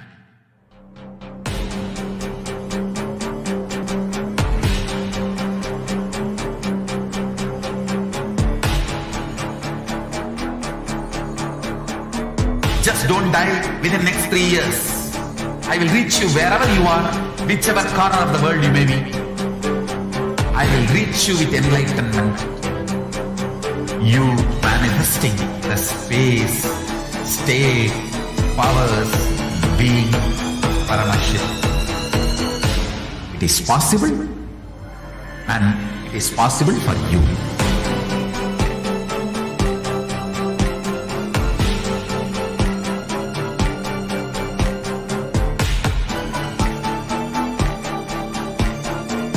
Paramashiva will reach you with enlightenment science. I know he is going to do the job. Just be alive for next 3 years. Nothing else. What I mean by the word e-Kailasa, listen intensely. Enlightenment ecosystem, literally enlightenment itself, in your own home, wherever you are. If you cannot come to Kailasa, it's okay. Kailasa can come to you. Kailasa coming to you is e-Kailasa.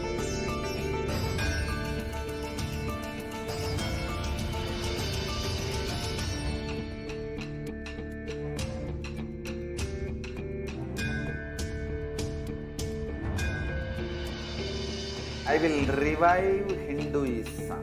I am a Hindu revivalist, not by any revolution, but by evolution.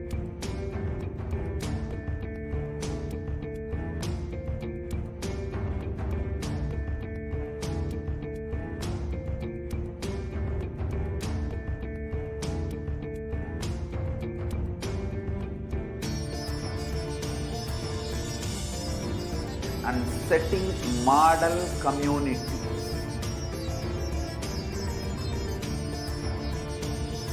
Kailasas, enlightenment ecosystems, Sarvanya Pitas all over the world.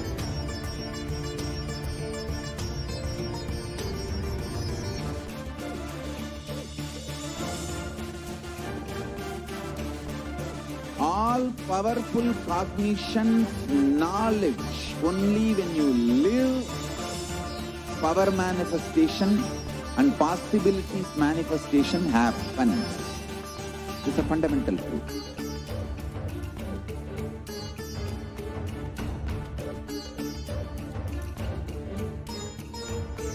Hinduism cannot live exclusively as one sampradaya. No. All sampradayas of Hinduism is an ecosystem.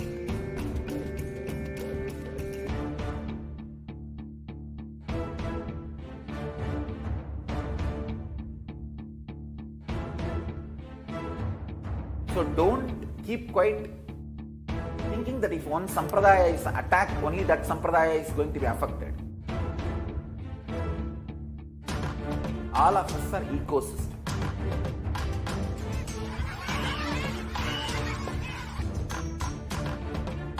I invite all of you to get involved and enjoy Hinduism by the principle of Dharmo Rakshati Rakshitaha. When you protect Dharma, Dharma protects you. We will make the whole planet flourish spiritually. The spiritual prosperity will happen to the whole planet. We all have to coexist together.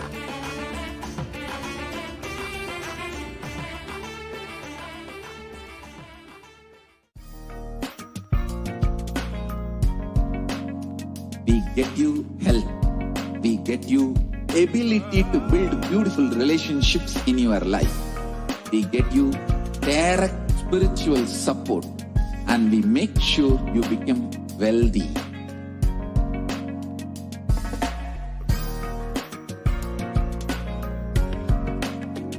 We won't stop giving you just good life. We will literally not stop till you live enlightened life. Manifesting the state of Paramashiva, space of Paramashiva, powers of Paramashiva, being of Paramashiva.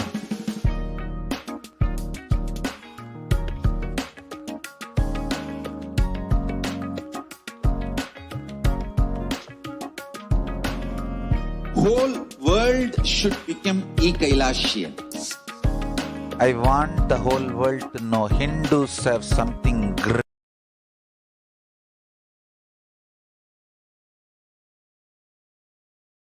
Herself expressing through the Supreme Pontiff of Hinduism. நீ சொல்லும் நபர்கள் போடும் சண்டை சச்சரவெல்லாம் எரியும் பெருநெருப்பில் இருக்கும் இரண்டு எலிகள் போடும் சண்டை போன்றது. யார் சரி யார் தவறு என்பது இப்பொழுது முக்கியம் அல்ல. உயிர் காத்துக் கொள்ளுங்கள், எல்லோரும் நன்றாய் புரிந்து கொள்ளுங்கள். நன்மையைச் சொல்லுகின்றேன், உண்மையைச் சொல்லுகின்றேன். இந்திய நாட்டில் இருக்கும் மக்கள் எல்லோரும் கேளுங்கள்.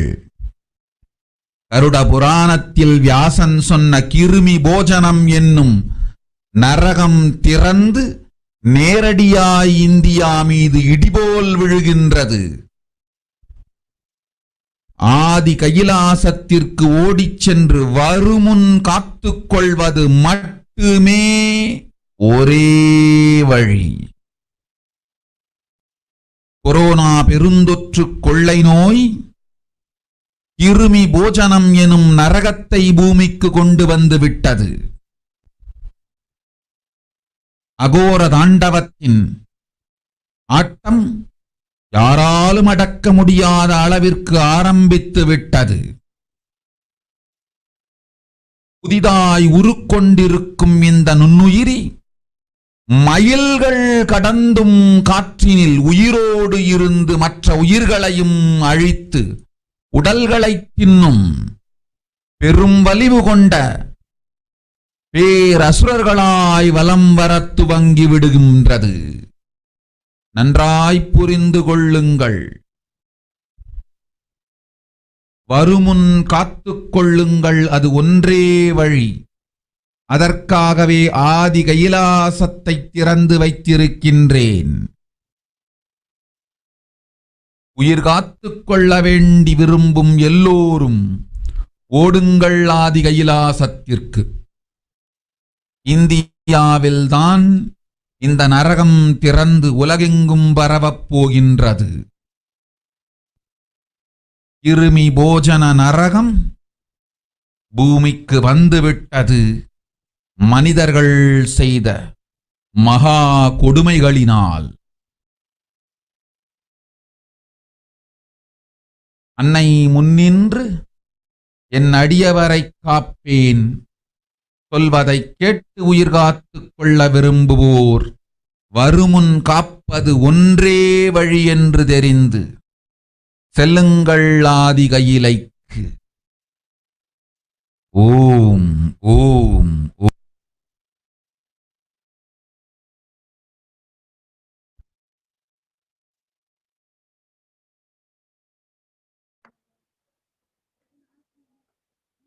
On 31st May 2021, during the Parashakti Akashic readings to the world, Devi revealed that everyone in India, all of you listen, the hell of Krimi Bojanam, that is Krimi Bojanam, that was mentioned by Vyasa in Garuda Puranam, has opened and is directly falling on India as thunder.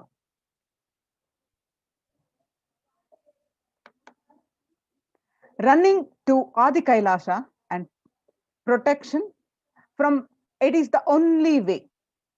Deadly corona life taking disease has brought the hell known as Krimi Bojanam to earth. The dance of Aghora Thandava, which no one could control, has started. This microorganism that has Form will be alive in air for miles together, destroying other souls. It will eat bodies. It has started roaming as great demons with tremendous strength. Understand properly. Prevention is the only way. For that, I have opened Adi Kailasa. For those who want to save their lives, all of you run to Adi Kailasa. Only in India, this hell is going to open and is going to spread to the whole world. The Krimi Bhojanam hell has come to the earth because of the suffering done by the humans. Mother, I will protect these at my feet. Those who listen to me and wish to save their lives, learning that prevention is the only way, go to Adi Kailasa. Krimi Bhojana is one of the 28 hells described in Hindu scriptures, where people are sent to suffer in a pit to be eaten up by the worms. The Garuda Purana chapter, in one of the chapter, cosmology of hell and the nether regions, the Devi Bhagavata Purana, chapter 21, on the narrative of hells, and chapter 22 on the narrative of the sins leading to hells. The Shiva Purana, chapter 16, uplift from the hell, section 5. Skanda Purana, chapter 12, redemption from hells. Chapter 2, the merit of visiting Setu. Chapter 30, the glory of Danishkoti.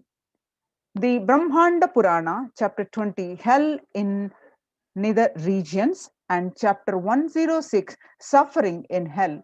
The Padma Purana, chapter 48, section on the nether world.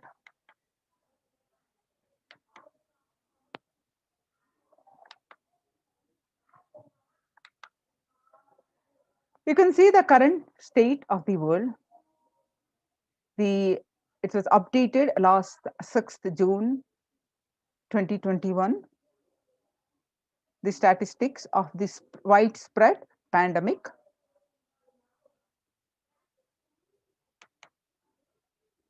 Total deaths 3 million, and largest daily figure is 12,744, and total confirmed cases are in millions, 139 million, and latest daily figure is 837,000 around the world.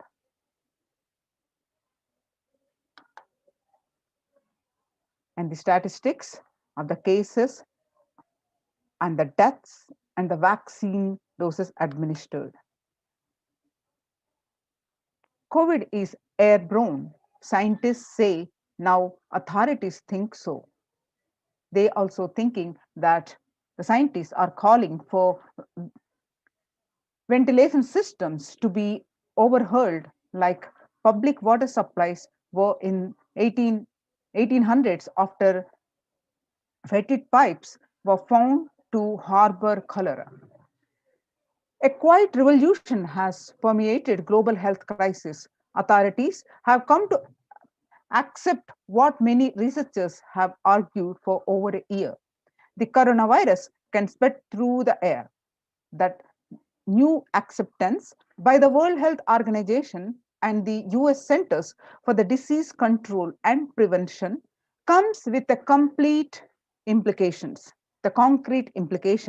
Scientists are calling for ventilation systems to be overhauled, like public water supplies were in 1800s after fetid pipes were found in harbor cholera. Cleaner indoor air won't just fight the pandemic. It will minimize the risk of catching the flu, other respiratory infections that cost the US more than 50 billion a year. Researchers said in a study in the General Science on Friday, avoiding these germs and their associated sickness and productivity losses will therefore offset the cost of upgrading ventilation and filtration in buildings. World's most infectious disease now airborne. And he is right. The SARS-CoV-2 virus can travel on a very small particles that disperse quickly outdoors, but can build up indoors. These particles can affect people who stay more than 6 feet away. And the mask that Americans are wearing have adopted many provide some COVID protection, but then do not render an unsafe situation safe. Through scientists have been discussing airborne transmission for months. It was only last week that the World Health Organization, WHO, and CDC made this official. With the vaccine rollout still in its early days across the world, those officials should follow up this belated admission with guidance that unvaccinated people can use to minimize their risk. The Hindu explains is airborne COVID-19 a risk? The airborne COVID threat is confirmed. What to do about it? The droplet is cough and sneezes and can spread droplets of saliva and mucus. Airborne, tiny particles possibly produced by talking are suspended in the air for longer and travel further. In a letter, what have scientists told the World Health Organization? How does the disease pass from one person to another? The story is so far. On Monday, July 19, 6,239 scientists from 32 countries put their signatures on an open letter that said COVID-19 is also transmitted via air. Tilted, it is the time to address airborne transmission of COVID-19 and address to the World Health Organization, who they said that there was enough evidence to show that viruses are related during exhalation, talking, and coughing, and the micro droplets small enough to remain aloft and pose a risk of exposure at distances beyond 1 to 2 meters from someone who is infected low for fewer than 3 feet to 6 feet, recommended for physical distancing between people to avoid transmission.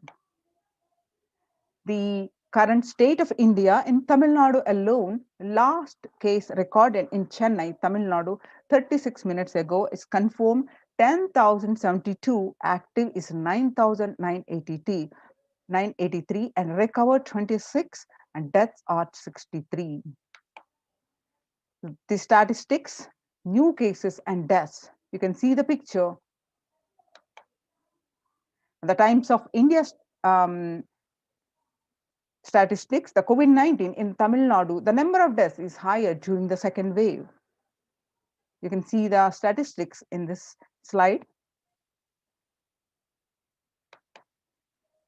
And you can see more statistics.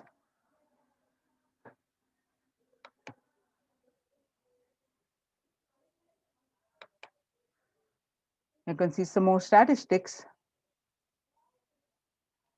across the region.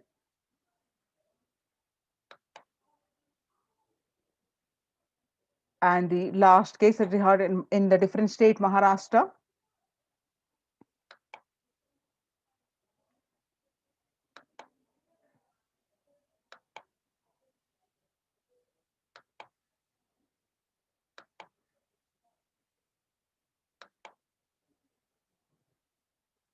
And you can see across the different states in India, the district-wide confirmed cases, the latest, and the health infrastructure. Karnataka alone, the Bangalore district, the cases are in like few lakhs, and deaths are also in thousands. And Maharashtra also, as are in lakhs, the cases registered are lakhs, and deaths are in thousands. So across the states of India, the cases and the deaths you can see in this slide.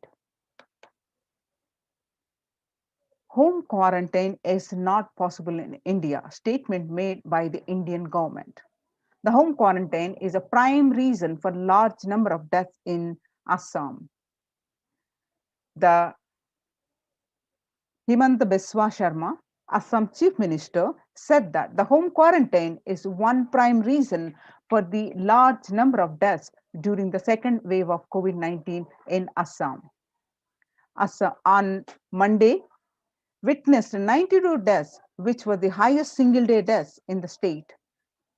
Sharma said that we have seen more death cases are happening from home isolation as several people do not keep oximeters and some do not read the count in the meter properly. And further information on home quarantine is not possible in India.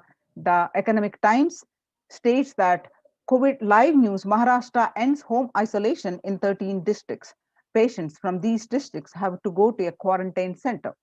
Maharashtra government on Tuesday announced the decision to stop home quarantine in 18 districts, which show higher COVID positivity rate than the state's average. The state's public health minister, Rajesh Tope, said that the decision is taken to ensure better health care facilities to patients in districts which are showing higher positivity rate. And you can see the another news channel, Business Line, which states the same line: home quarantine is not possible in India, that about 41% of the houses have just a single room, which is shared by about 5%. About 41% households in India have just one room and don't have an exclusive living room, or about 5 people share such accommodations.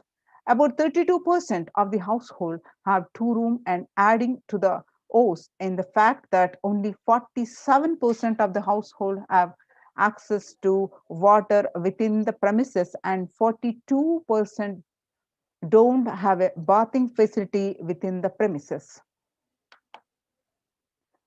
And some more information on this, that the home quarantine is not possible in India, that the self-isolation for COVID-19 is impossible for 40% of Indian families.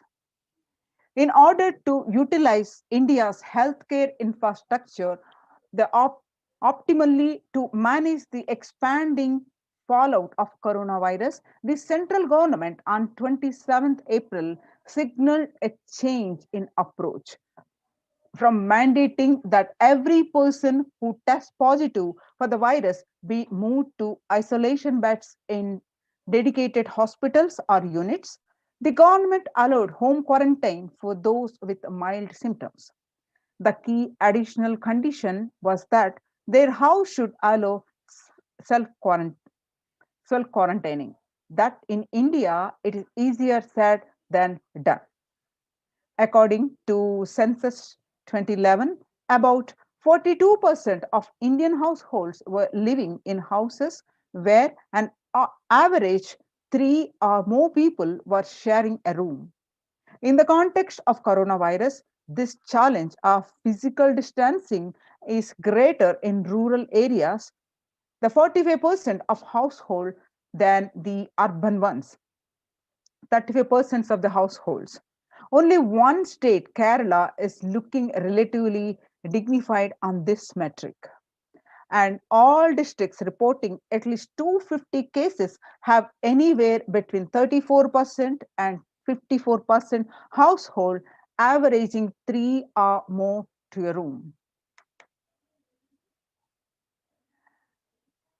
Where is the space for home quarantine in cities?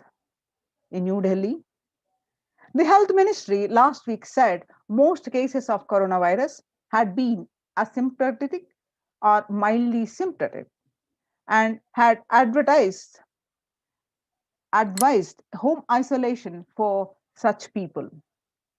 It also said that 65% cases across the country were reported from the metros and big cities. However, the census data suggests, and experts also agree, that the following the ministry guidelines on home quarantine is near impossible, particularly in urban households. The guidelines on home quarantine say the person showing COVID-19 symptoms has to remain isolated in a well ventilated room, preferably with a attached toilet. If another family member needs to stay in the same room, it is advisable to maintain a distance of at least 1 meter between the two, it stated. So, when the first world countries close their borders during a massive global emergency, Kailasa has opened its doors to all without exception. The Supreme Pontiff of Hinduism reveals that at least 6 months back, I became aware that multi-layer quarantine is needed to protect people. If you are in India and you want to protect your immediate family or extended family, anyone who will listen to you, get them immediately to our campuses. Across India, the centers, the COVID care protection centers are open, are Adi Kailash in Bididi, Bangalore, Salem Adinam in Tamil Nadu, Tiruvannamalai Adinam in Tamil Nadu, Rajapalam Adinam in Tamil Nadu, Puduvai Adinam, Tamil Nadu, Pattanam Adinam, Srirangapadi Adinam in Tamil Nadu, Sripuram Adinam in Hyderabad, and Madurai Adinam in Tamil Nadu, Avattipalayam, Erode, Tamil Nadu, and Husur Adinam, Tamil Nadu, and Baroda Adinam in Gujarat. Kailasa rushes to help us as India finds itself on the verge of COVID-19 third wave. First, the multiple free COVID care centers opened across India. Various social services offered during pandemic in Nithyananda ashrams across India. The spiritual services offered during pandemic in Nithyananda ashrams across India. The cosmic revelations on global pandemic.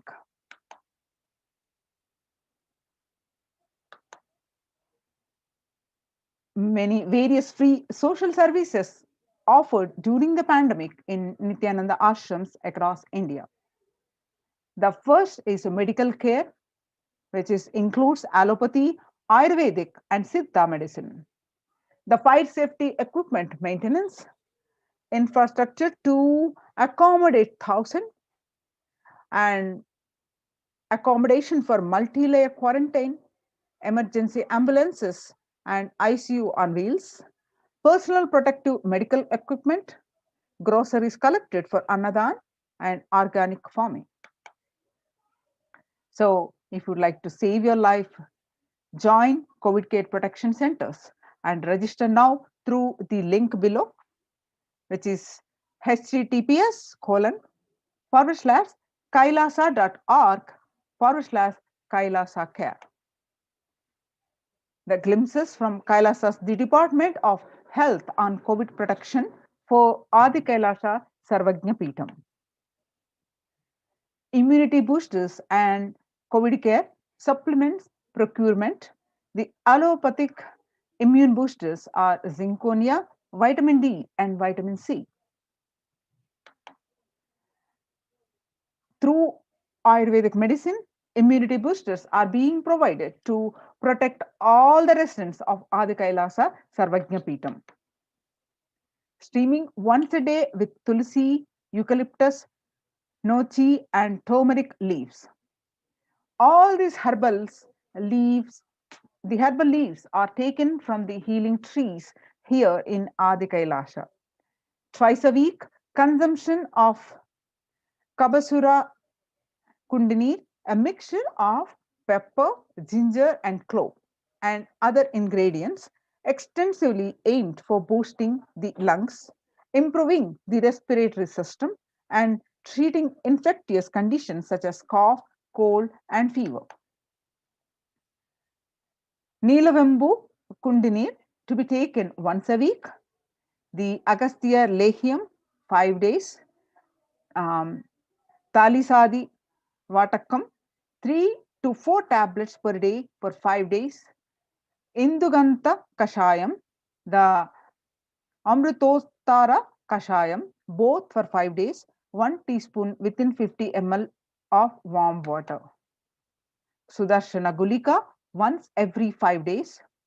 Gargling with salt and turmeric twice a day. Spiritual routine Panchakriya, the detoxing the whole body. Haritaki, castor oil, neem juice. Pratama Vinyasakama, the regular daily yoga that we do. Trinetra Kumbhaka and Puja, daily Nitya Puja. The basic sanitation and safety practices are a disposal of soil pads, infected material, and non biodegradable done through incineration, RO water systems for drinking water, cleansing and sanitization of overhead tanks, a regular DVDing, maintenance and repair of electrical circuits, communication facilities for safety of the residents, and compost pit filling with biodegradables. The diagnosis COVID care quarantine methodologies include immediately upon arrival to the campus, occupants will be quarantined for 15 days. The swab test, the RT-PCR test to be done on day 5 of quarantine. All food handlers to be wearing mask and gloves and keeping distance. Disposal of waste food to be done with gloves and mask. Disposal of gloves and mask by incineration, and in case of an emergency, protective kits ready to hand to take a COVID positive patient to hospital. You can see the picture of the precautionary, the symptoms, the hand washing and infection control. Washing hands as often thoroughly with soap and water or with alcohol-based hand sanitizer. Avoid sharing any items such as dishes, drinking glasses, cups, eating utensils, towels, bedding, or other items with other residents in the Adinam. The mask protection include wear a mask all the times when and if exposed to vendors or outside people. Double layer cotton mask should be changed every day up to 24 hours and can be reused after washing with a detergent and sun dried. If it gets wet by saliva, the secretions or sweat, change it and wear a single a dry mask. The wet mask can be stored in a sealed plastic cover and washed with detergent and reused later. The mask protection, you can see the pictures. The face shield. A face shield will be provided as an extra protective wear for people at the gate, interacting with the vendors and outsiders. The use of hand sanitizer, hand washing, regular streaming, taking of preventive kashayams, turmeric salt water gargling, and bathing with washing clothes with history of any exposure. If symptoms appear, which includes cough, fever, difficulty in breathing, he or she should immediately inform the medical person in charge immediately.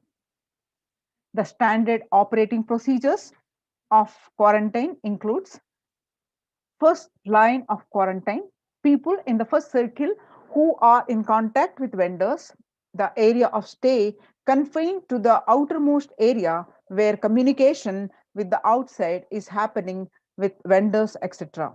the stay in a well-ventilated single room, preferably with an attached separate toilet.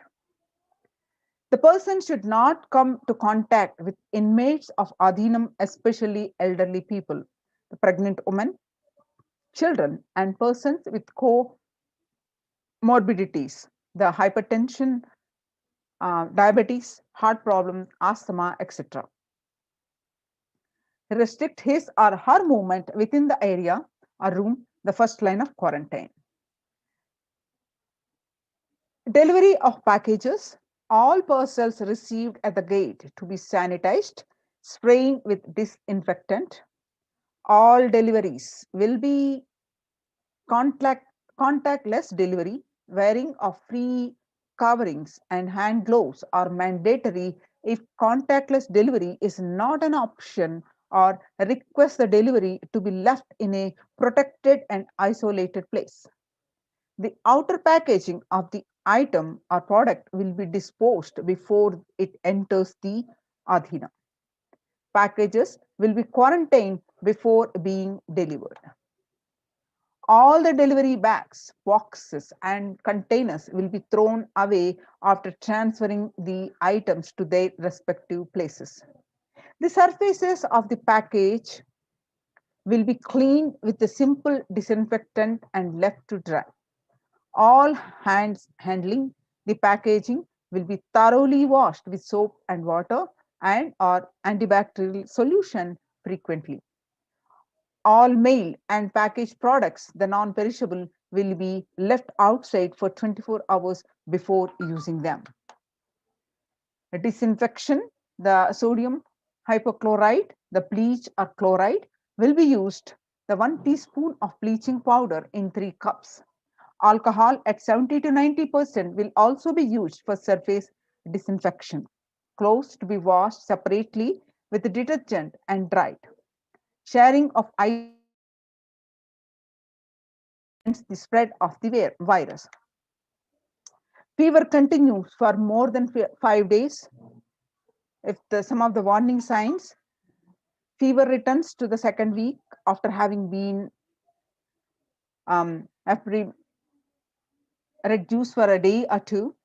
Fever more than 101 Fahrenheit after day 4. Resting heart rate over 110 while there is no activity happening. Breathlessness, tightness in the chest. Oxygen saturation less than 94% on pulse oximeter. 6-minute walk test. Record the saturation rate before and after walking briskly for 6 minutes. If the saturation falls by more than 3%, it is not favorable, and less than 94% is not good too. Relentless cough, the continuous coughing. In campus ambulances, you can see the pictures. Some more pictures of this. The prevention is the best medicine. This is the second line of quarantine. People who come in as newly will be given a separate room with toilet facility. Under no circumstances will they exit the room. The designated quarantine person picks up the food after the person who serves the food is at a safe distance of 6 feet. The food will be placed outside the door. Monitor the temperature, pulse rate, and oxygen saturation levels once a day and more often if the person is symptomatic. Please speak with the medical team. Take paracetamol if temperature is more than 99 Fahrenheit. Ensure good hydration. Have a nutritious diet and stream inhalation twice daily. Salt and turmeric hot water gargling twice daily. Ayurvedic and Siddha medicine will be given as per the instructions. Doctor will be contacted if there is worsening of symptoms for specific management, which could be further consultation, investigations, and treatment. Residents will be asked to continue taking medications if they are on any blood BP, blood pressure, sugar or hot elements, etc. Doctors will be consulted if conditions pose a higher risk.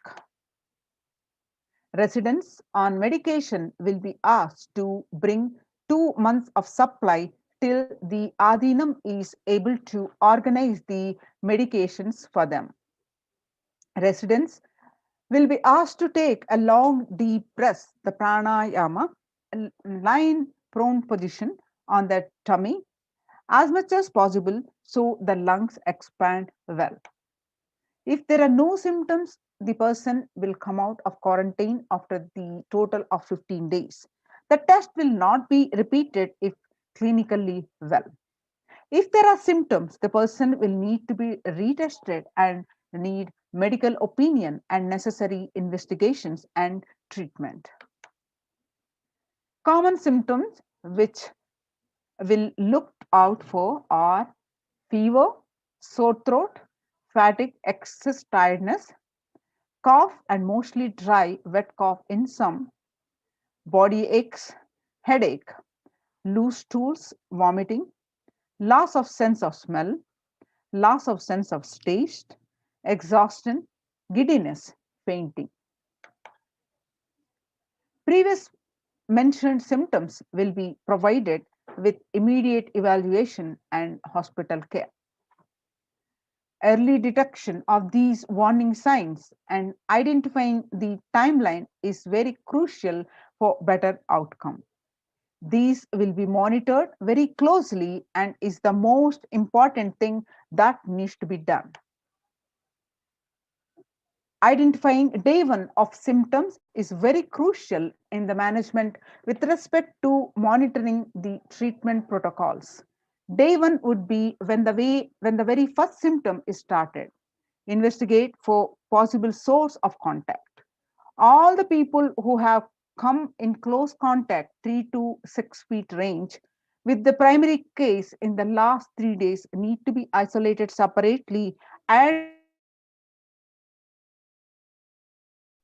the infectivity starts 0 to 3 days before the onset of symptoms, and the infected person shed the virus till 9 days. Any of the above symptoms in various combinations the possibility of COVID.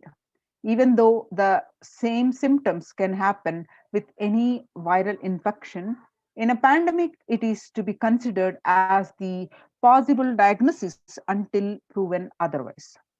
Rare presentations are known: rash on body, bluish discoloration of the fingers and toes, sudden onset of breathlessness, heart attack and strokes, paralysis of the limbs. Any suspect case should be immediately isolated. The RT-PCR test is to be asked for in symptomatic people immediately.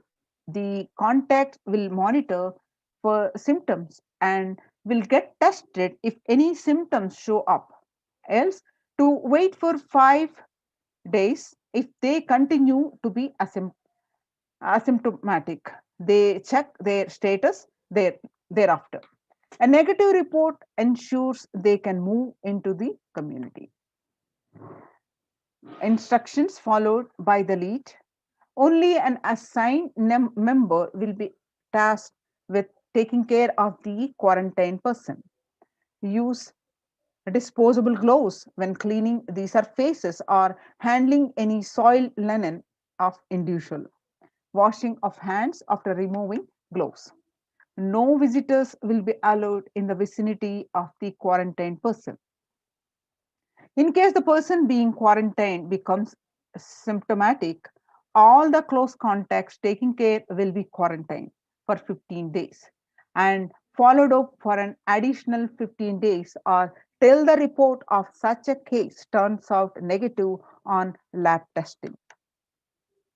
The environmental sanitization includes clean and disinfect frequently touch surfaces in the quarantine person's room, example the bed frames, tables, etc., daily with bleach solution.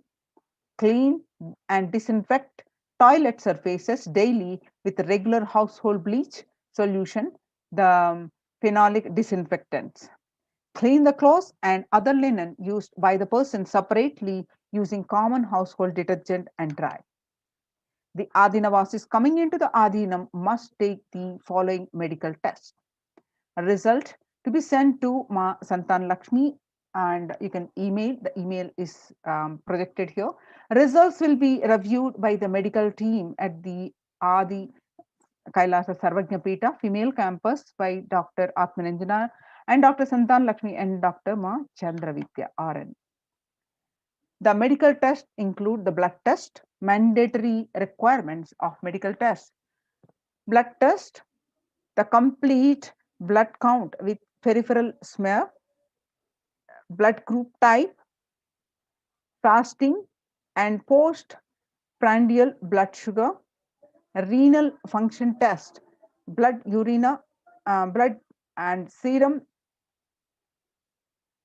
creatinine, VDRL, HBsAg, HIV, thyroid function test, serum T3, T4, TSH, ECG, liver function test, and lipid profile tests. Please get your RT-PCR test for COVID-19 taken 2 days before coming into the Adhinam and send it to the previous mentioned email address to get clearance. The medical team will communicate to the admin of the respective Adhinam which regards to the medical status and approval status. Once communicated to the person should come into the Adhinam within 24 to 48 hours of the test. If there are any pre-existing medical issues like hypertension, diabetics, or any other chronic diseases and comorbid situation, please bring in a recent reports and the prescription from the attending doctor. A medical form will need to be filled in by all the new occupants. A legal disclaimer will also be required to be signed. All the people in the quarantine will be monitored for temperature rise, oxygen status, and other symptoms during the period of quarantine.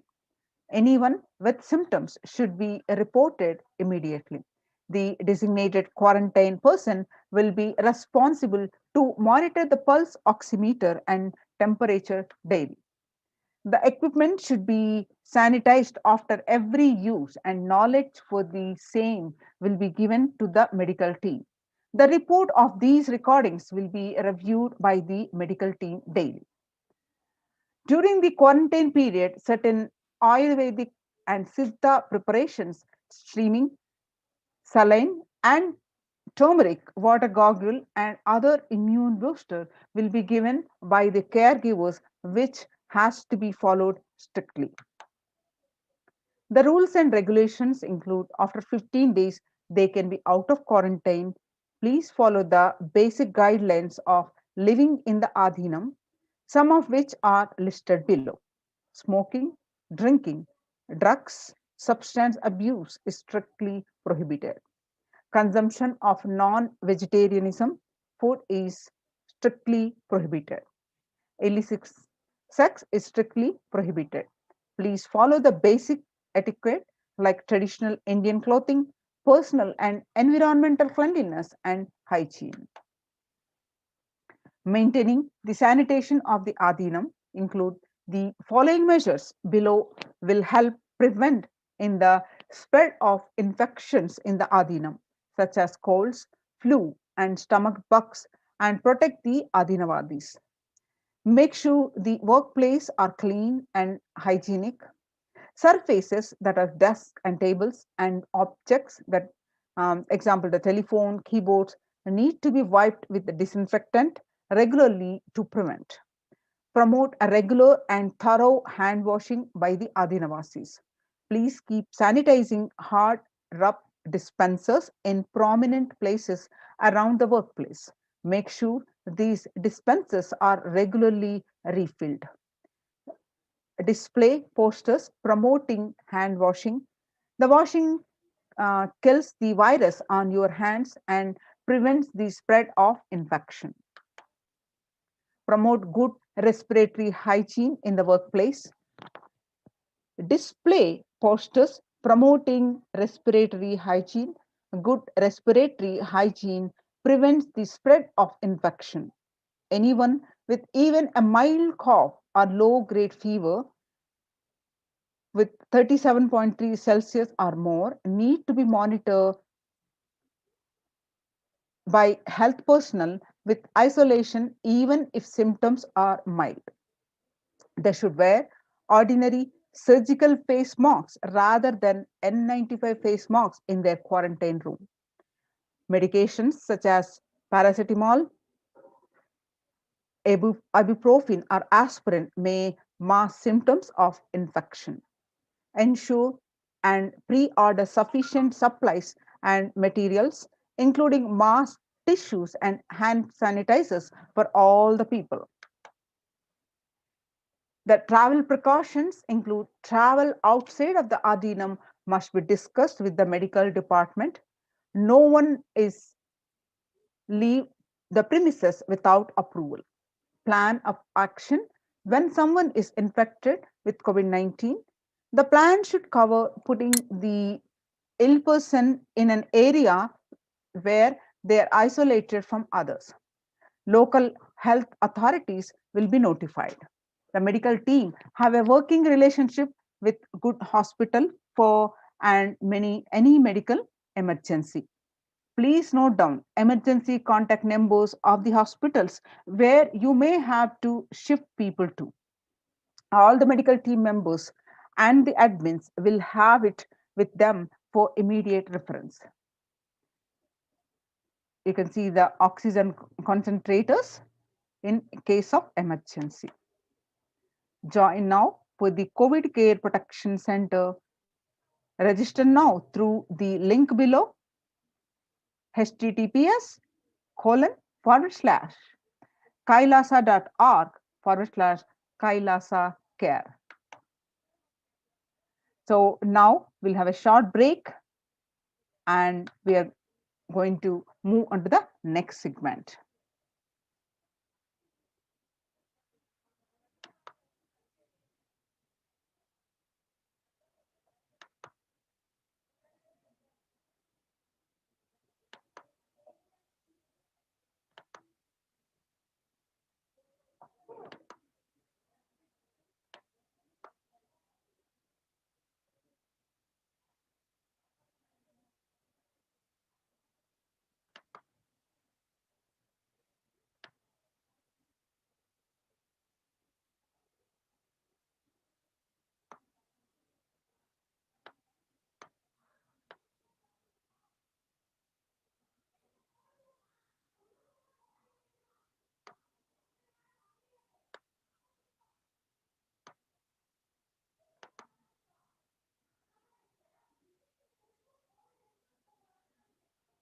Just be alive for next 3 years. Don't die within next 3 years.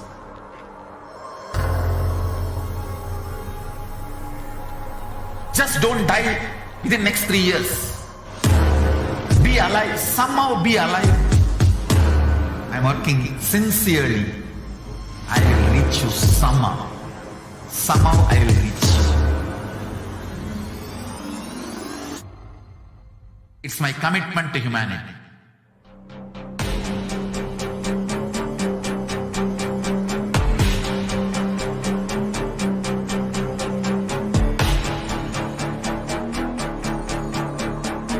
Just don't die within next 3 years. I will reach you wherever you are, whichever corner of the world you may be. I will reach you with enlightenment. You manifesting the space, state, powers, being Paramashivoham. It is possible, and it is possible for you.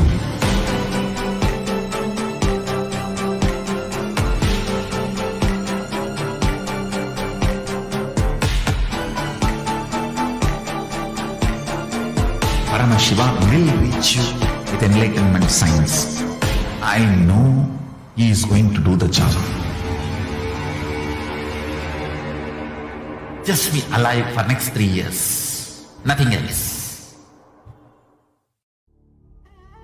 What I mean by the word e-Kailasa, listen intensely. Enlightenment ecosystem, literally enlightenment itself, in your own home, wherever you are. If you cannot come to Kailasa, it's okay. Kailasa can come to you.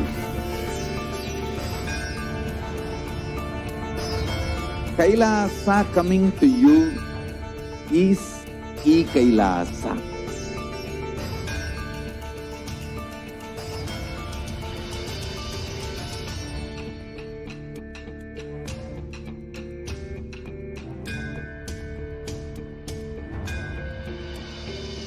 I will revive Hinduism. I am a Hindu revivalist, not by any revolution, but by evolution.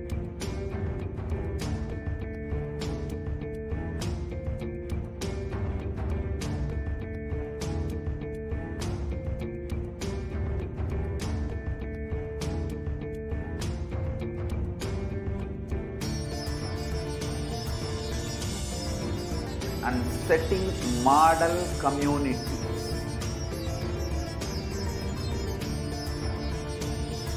Kailasas, enlightenment ecosystems, Sarvanya Pitas all over the world.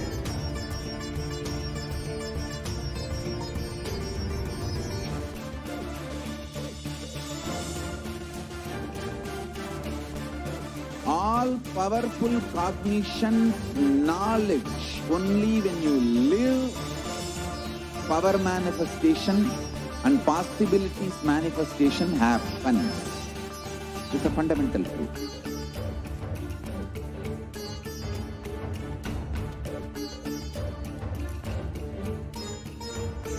Hinduism cannot live exclusively as one sampradaya. No. All sampradayas of Hinduism is an ecosystem.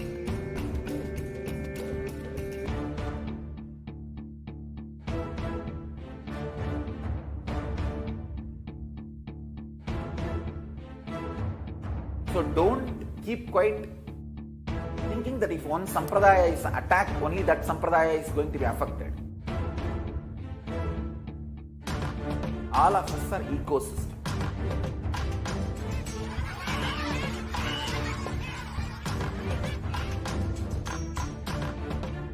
I invite all of you to get involved and enjoy Hinduism by the principle of Dharmo Rakshati Rakshitaha. When you protect Dharma, Dharma protects you. We will make the whole planet flourish spiritually. The spiritual prosperity will happen to the whole planet. We all have to coexist together.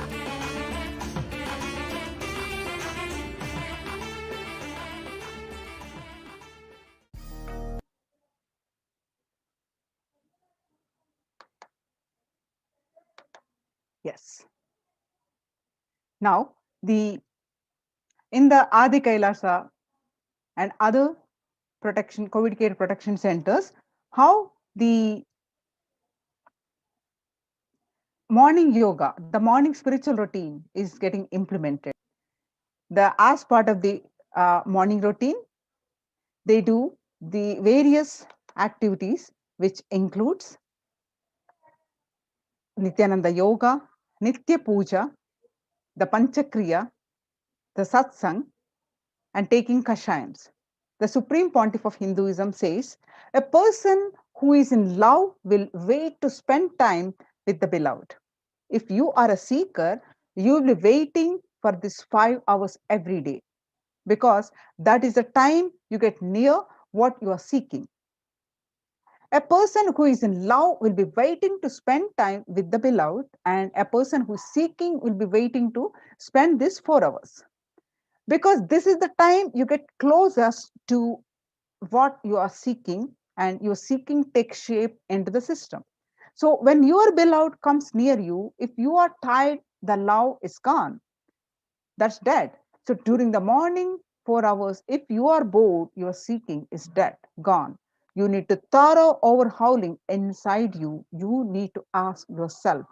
You need to question many of your answers. You need to bring pure questioning back to your life. So during the as part of the routine, the morning Nithyananda yoga, which when you do the yoga, you experience your entire body becoming Amrita Sharira, the body filled with nectar.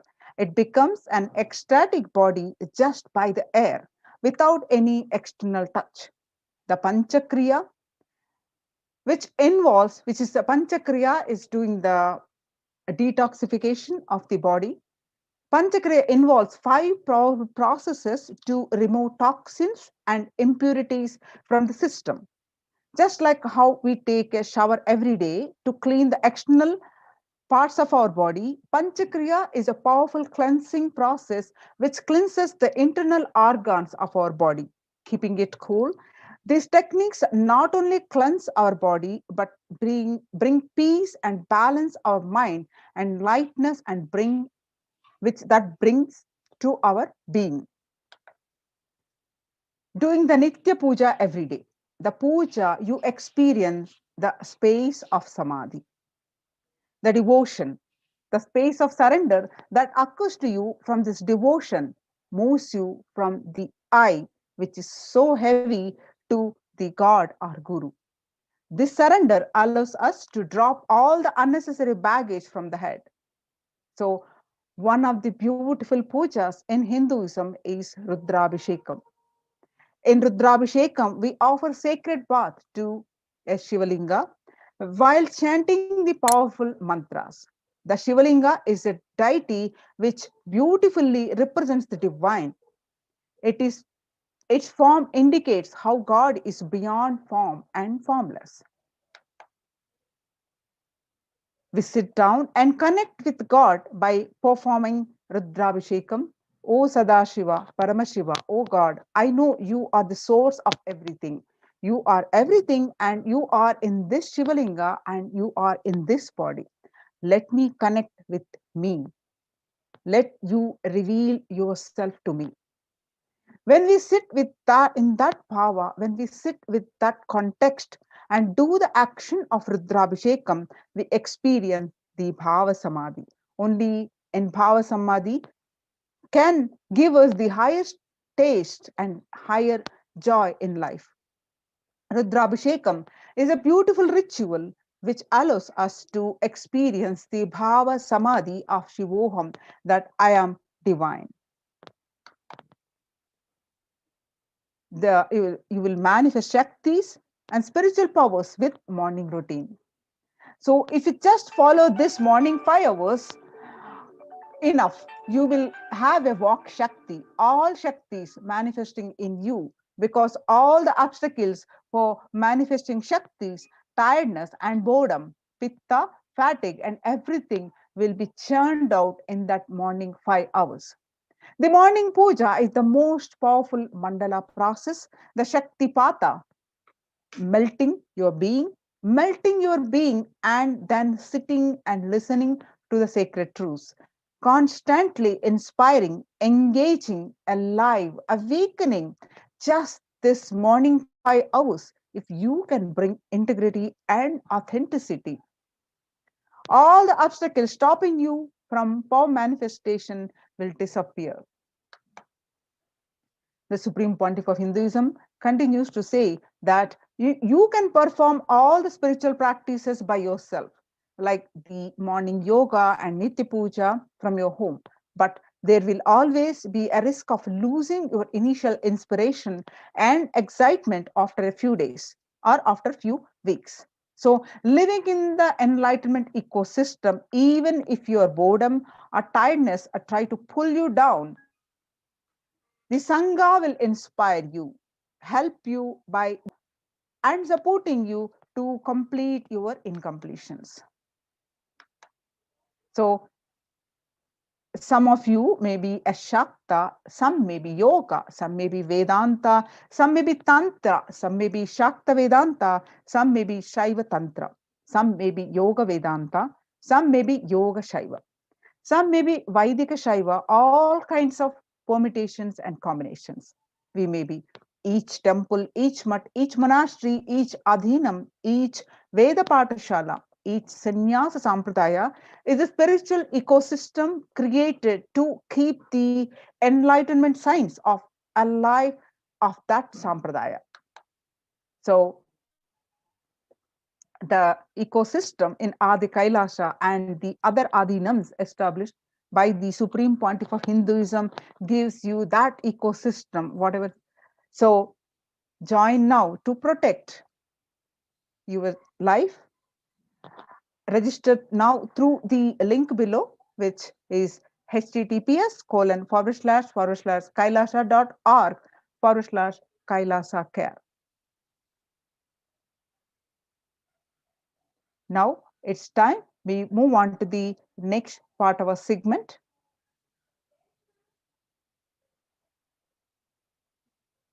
After a short break, and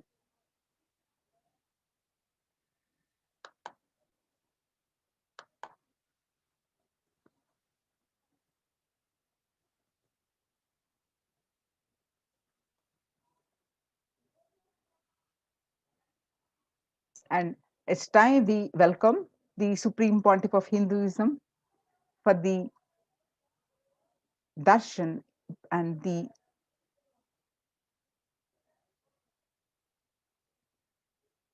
infinite blessings that we are going to receive. And let's sit with the deep space of gratitude and with the deep restful awareness and a strong feeling connection with the Supreme Pontiff of Hinduism.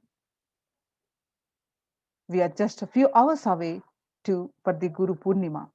On this occasion, let's all offer our gratitude. And now it's time we sit with a deep feeling connection, deep sense of gratitude to receive the Supreme Pontiff of Hinduism. Let's start chanting the Mahavakya. Om Nithyananda Paramashivoham. Om Nithyananda Paramashivoham. Continue to chant and sit with the deep restful awareness and deep space of gratitude and a strong feeling connection.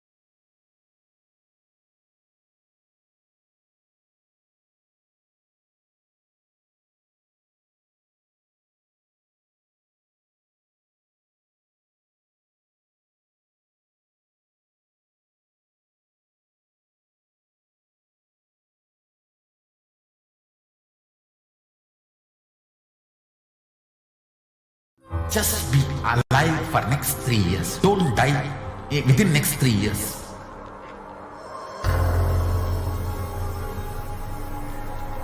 Just don't die within next 3 years. Be alive. Somehow be alive. I'm working sincerely. I will reach you somehow. Somehow I will reach you. It's my commitment to humanity.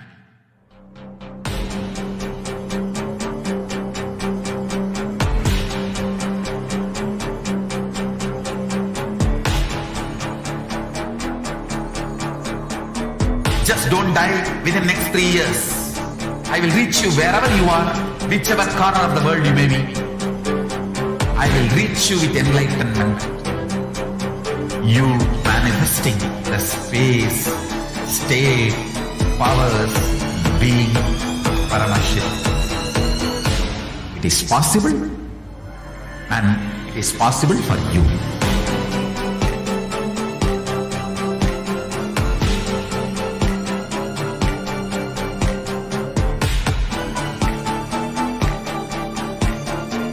Paramashivoham will reach you with enlightenment science. I know he is going to do the job. Just be alive for next 3 years. Nothing else. What I mean by the word e-Kailasa, listen intensely. Enlightenment ecosystem, literally enlightenment itself, in your own home, wherever you are. If you cannot come to Kailasa, it's okay. Kailasa can come to you. Kailasa coming to you is e-Kailasa.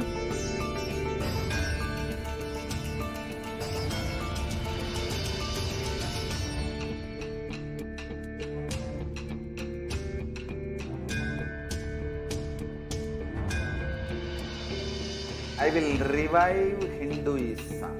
I am a Hindu revivalist, not by any revolution, but by evolution.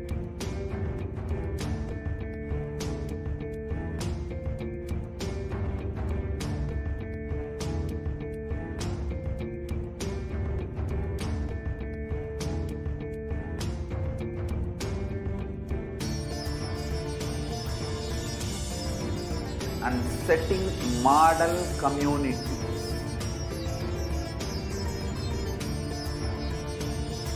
Kailasas, enlightenment ecosystems, Sarvanya Pitas all over the world.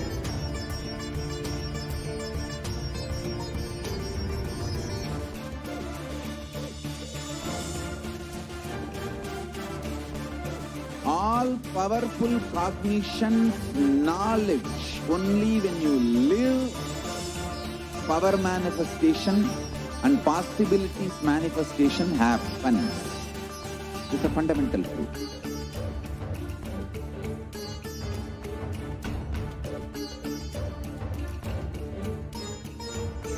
Hinduism cannot live exclusively as one sampradaya. No. All sampradayas of Hinduism is an ecosystem.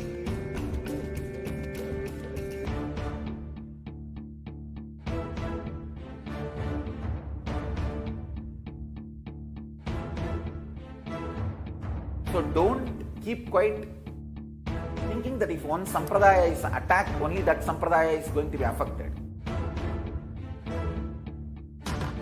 All of us are ecosystems.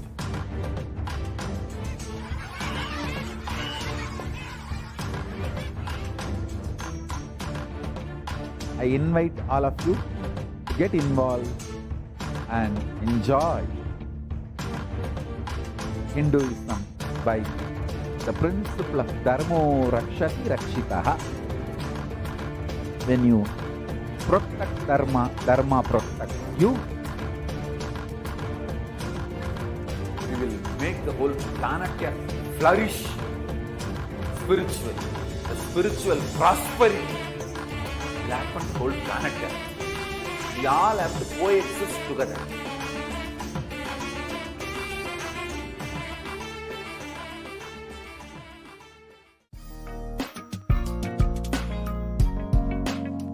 We get you help. We get you ability to build beautiful relationships in your life. We get you direct spiritual support, and we make sure you become wealthy.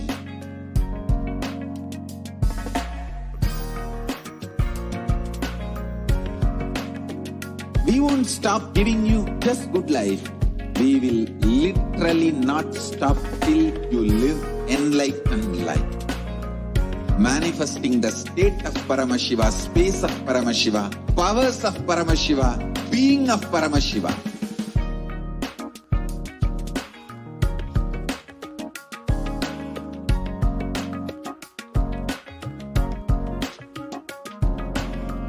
Whole world should become Ekailashians. I want the whole world to know Hindus have something great to contribute to the world.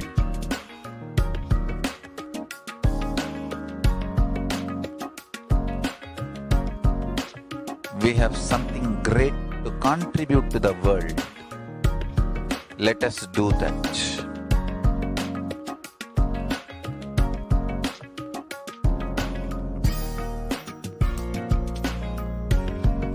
E-Kailasa is proper customized spiritual service helping you to identify your root patterns of suffering.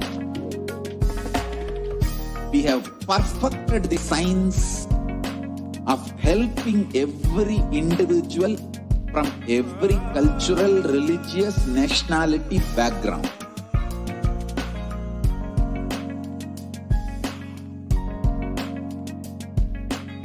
You will have lowest reactionary assumptions, highest awakened response, alive response for life continuously.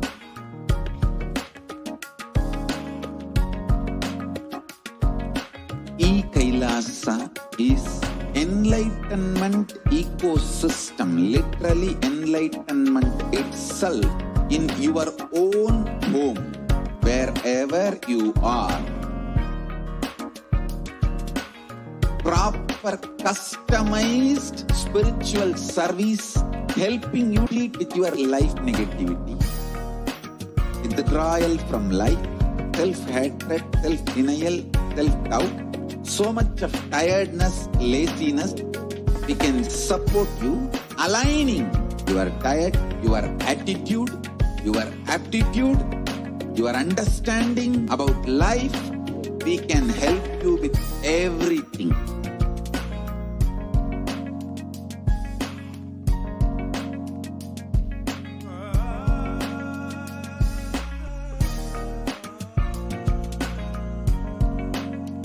If you are interested in enlightenment, we will immediately bring this to you. If you are not interested, we will explain the whole science, inspire you, and make you interested in enlightenment science. We need to cater this enlightenment science to the whole world wherever they are, because enlightenment is the birthright of all human beings. Kailasa is responsible to provide that to all human beings.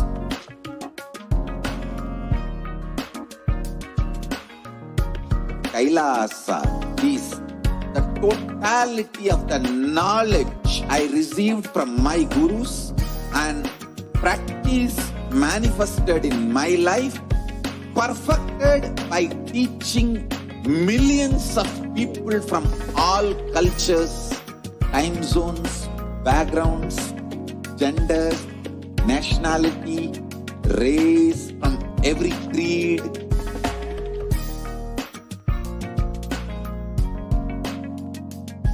So this absolutely perfected knowledge available to you, served to you in your home without even you moving out of your couch, free of cost.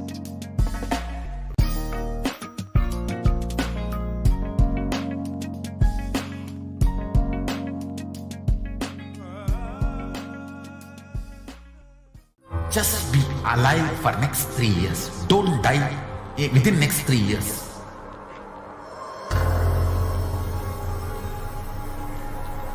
Just don't die within next 3 years. Be alive. Somehow be alive. I'm working sincerely.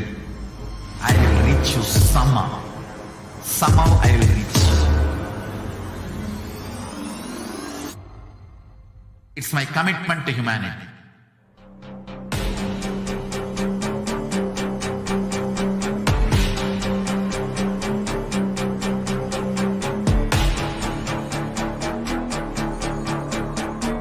Just don't die within next 3 years. I will reach you wherever you are, whichever corner of the world you may be. I will reach you with enlightenment. You manifesting the space, state, powers, being Paramashivoham. It is possible, and it is possible for you.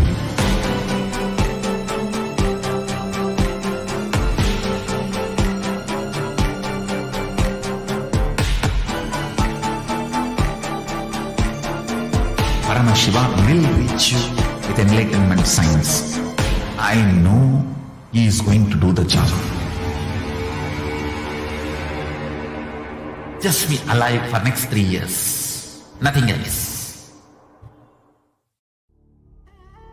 What I mean by the word e-Kailasa, listen intensely. Enlightenment ecosystem, literally enlightenment itself, in your own home, wherever you are. If you cannot come to Kailasa, it's okay. Kailasa can come to you. Kailasa coming to you is e-Kailasa.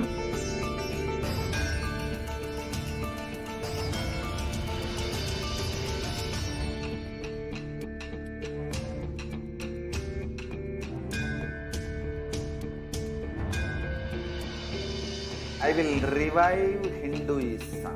I am a Hindu revivalist, not by any revolution, but by evolution.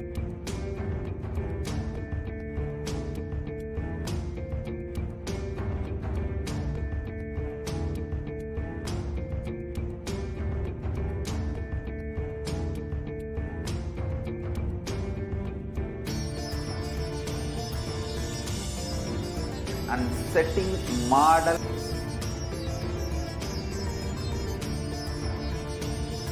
Kailasas, enlightenment ecosystems, Sarvanya Pitas all over the world.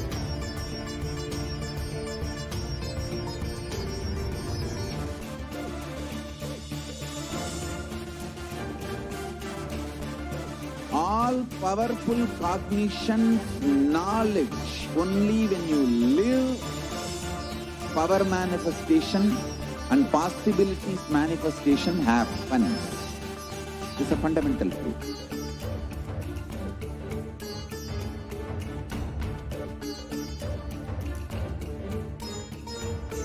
Hinduism cannot live exclusively as one sampradaya. No. All sampradayas of Hinduism is an ecosystem.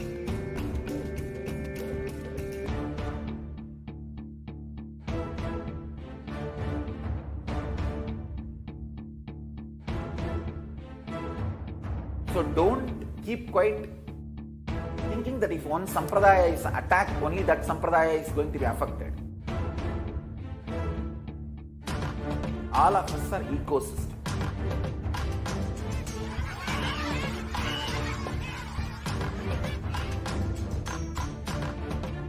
I invite all of you to get involved and enjoy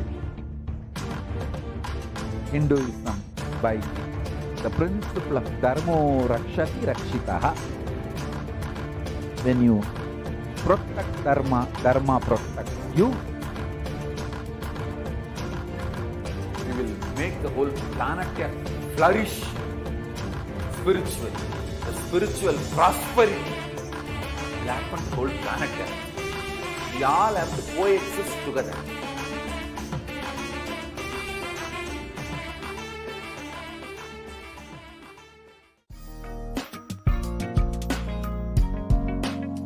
We get you health. We get you ability to build beautiful relationships in your life. We get you direct spiritual support, and we make sure you become wealthy.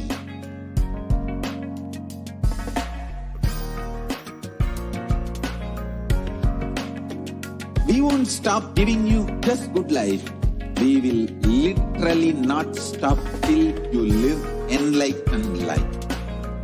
Manifesting the state of Paramashiva, space of Paramashiva, powers of Paramashiva, being of Paramashiva.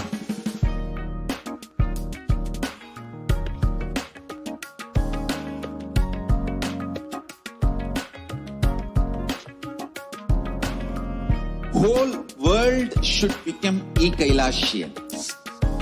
I want the whole world to know Hindus have something great to contribute to the world.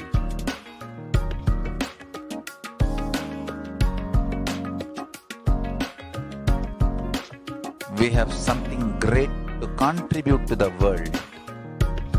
Let us do that.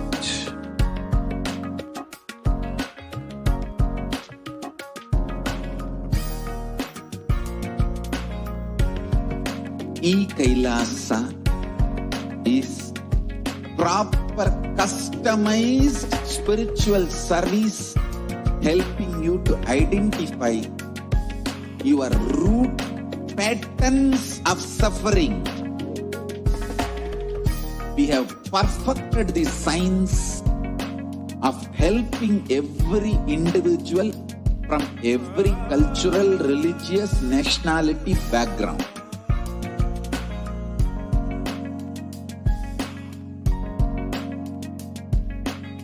You will have lowest reactionary assumptions, highest awakened response, alive response for life continuously.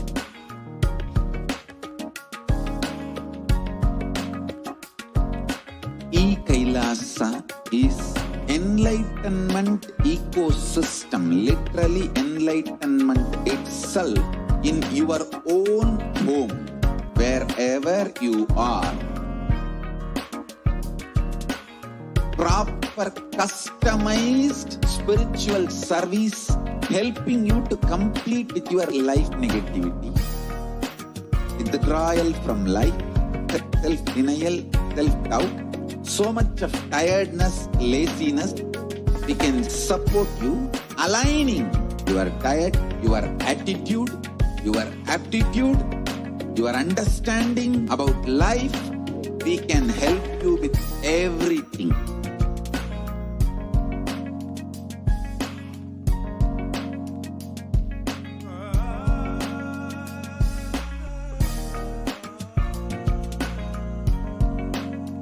If you are interested in enlightenment, we will immediately bring this to you. If you are not interested, we will explain the whole science, inspire you, and make you interested in enlightenment time. We need to cater this enlightenment science to the whole world wherever they are, because enlightenment is the birthright of all human beings.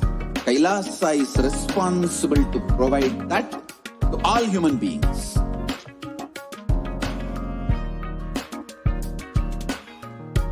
Kailasa is the totality of the knowledge I received from my gurus and practice manifested in my life, perfected by teaching millions of people from all cultures, time zones, backgrounds, genders, nationality, race, from every creed.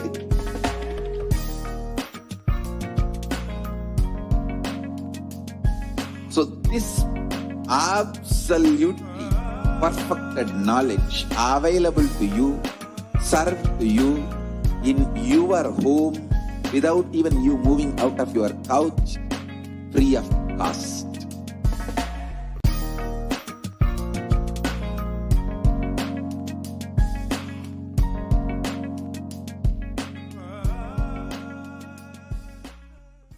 Just be alive for next 3 years. Don't die within next 3 years.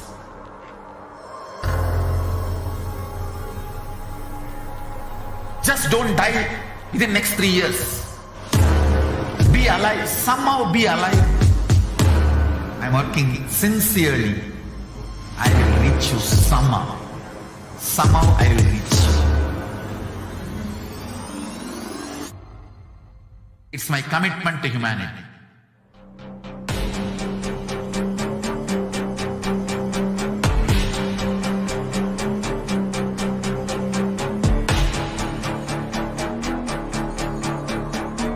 Just don't die within next 3 years. I will reach you wherever you are, whichever corner of the world you may be. I will reach you with enlightenment.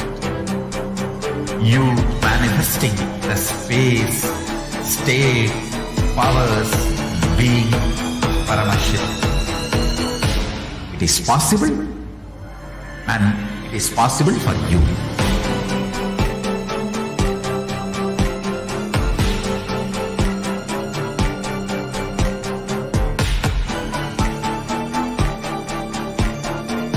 Paramashivoham will reach you with enlightenment science. I know he is going to do the job. Just be alive for next 3 years. Nothing else. What I mean by the word e-Kailasa, listen intensely.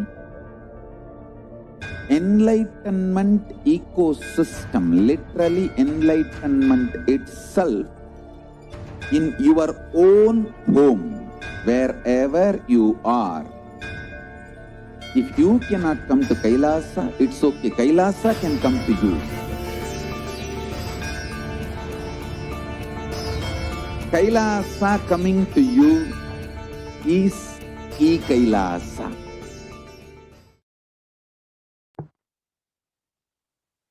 Nithyanandam, welcome back to all of the viewers who are joining us from all over the world. I know that each and every one of you are eagerly awaiting the Nithyananda Satsang and the presence of the Supreme Pontiff of Hinduism. I invite each and every one of you, as we are waiting and as we are eagerly waiting for the next 1 hour to pass, as we are live at 9 p.m. Indian Standard Time with the darshan of the Supreme Pontiff of Hinduism, inviting each and every one of you to spend a few minutes now and share in all of the different social media platforms the news that the Supreme Pontiff of Hinduism himself will be gracing as and will be here and will be gracing us, each and every one. Now,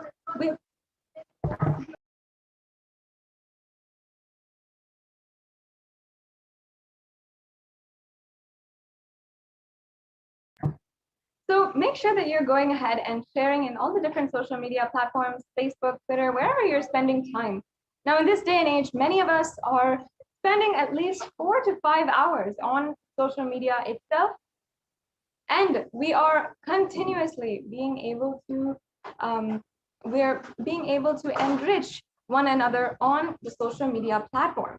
We are able to meet and socialize with so many different people across the world. And at any given time, there's at least 1 billion people who are on the internet at any given time. So inviting each and every one of you, you can spend that time, the 4 to 5 hours that you spend on the internet, using the internet, and you can speak on you can share and enrich with the powerful cognitions from Sanatana Hindu Dharma that the Supreme Pontiff of Hinduism is reviving. And you can see how day in and day out, the Supreme Pontiff of Hinduism has been continuously making himself available to each and every one, to every single human being on planet Earth, no matter where they are, no matter what they are doing, or no matter which time zone they might be in. The Supreme Pontiff of Hinduism is making himself available through these platforms and ensuring that the great Vedic knowledge of Sanatana Hindu Dharma is transforming the lives of millions continuously. Whether it is on YouTube, where more than 7,000 videos with more than 20,000 cumulative hours of his darshans, dikshas, satsangs, and so much more is available for each and every one of you to constantly enrich yourself in any problem, for anything during the day. And Oris is on Facebook, where the Supreme Pontiff of Hinduism is himself making the different posts and making the different messages for the whole humanity and for the whole global Hindu diaspora, different beautiful messages of Sanatana Hindu, of where the Supreme Pontiff of Hinduism is literally giving us the secrets into how to transform our life. Each and every one of us can benefit so much, literally transform our lives from this extremely productive and extremely auspicious advent of the avatar. Now, not only in YouTube or Facebook, but the Supreme Pontiff of Hinduism is also available, making himself available on Twitter, as well as other platforms where you might be continuously joining us wherever you are. And every day, the Supreme Pontiff of Hinduism is speaking on the latest breakthrough thought current, breakthrough satsang, with so much of upliftment for the whole humanity to achieve this superconscious breakthrough.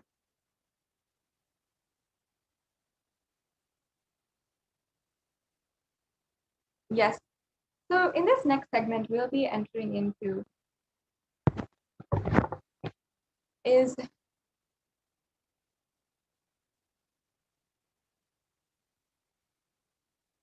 the next segment we'll be entering into right now is understanding the persecution against the Supreme Pontiff of Hinduism. So we'll be now understanding, and I'm 100% sure, perhaps many of you, or maybe not, if you have not already, you have to know the news that the United Nations has recognized the persecution against the Supreme Pontiff of Hinduism. And after the tremendous hard work and dedication of the Supreme Pontiff of Hinduism to end violence against women in India and for Hindus around the world, the Supreme Pontiff of Hinduism has brought the persecution against the women ongoing in India and Hindu women of Kailasa especially to the global platform. Now, the UN Special Rapporteur has recognized the amount of work that the Supreme Pontiff of Hinduism has done to bring out, to give a voice and eliminate the violence against victims and give a voice to the immense amount of number of victims who are out there, who are victims of sexual assault and gender-based violence and femicide due to institutional misogyny and so many different crimes against women, ultimately crimes against humanity. We have been continuously unable to see the way that women in India especially are being continuously attacked. If a woman sees either themselves or their mothers, their grandmothers, their relatives, their cousins, their sister-in-laws and mother-in-laws, every single woman we know has gone through something, has seen in front of their own eyes the amount of violence that has been happening in the street. And even if we have not gone through it ourselves, we are literally able to see it in the street.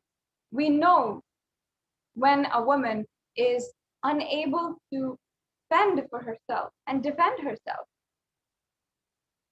and Hindu women especially have been undergoing persecution and violence in so many different forms for the last 1,000 years. But where is this in the international platform? Where has this been recognized as a history? In our Hindu textbooks, we're not even taught what kinds of crimes the Hindus are undergoing. And unfortunately, due to this, that is why the situation for women will continue to worsen if we don't do something now. The Supreme Pontiff of Hinduism is the only hope, even for ending violence against women. Today, in this next segment, I'd like to briefly go over with each and every one of you the details of the attacks against the Supreme Pontiff of Hinduism and against the women of Kailasa.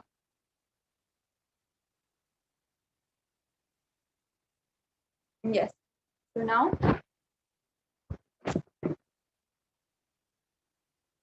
I just like to briefly go over the timeline of the 2012 attack, where 16 women of Kailasa were arbitrarily arrested illegally, and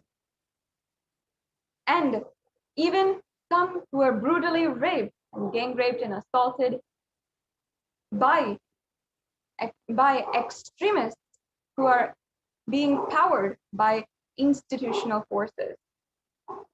Now, on the 7th of June 2012, the Supreme Pontiff of Hinduism held a press meeting to reveal the truth about the false accuser and the media mafia attack 2 times in a single day.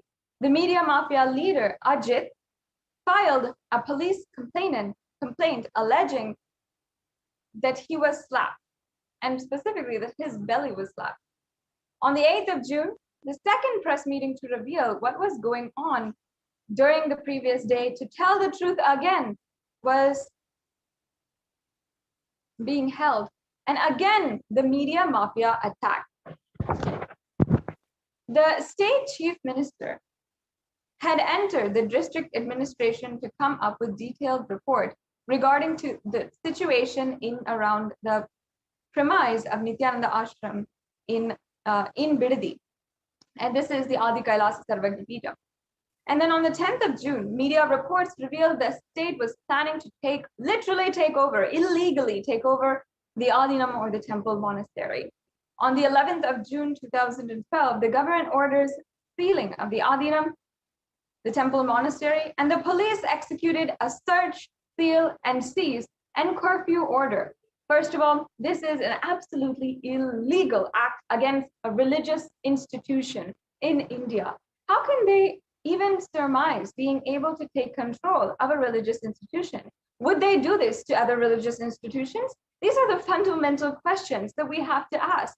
The police continued to execute this search, seize, and curfew order until the 12th of June 2012.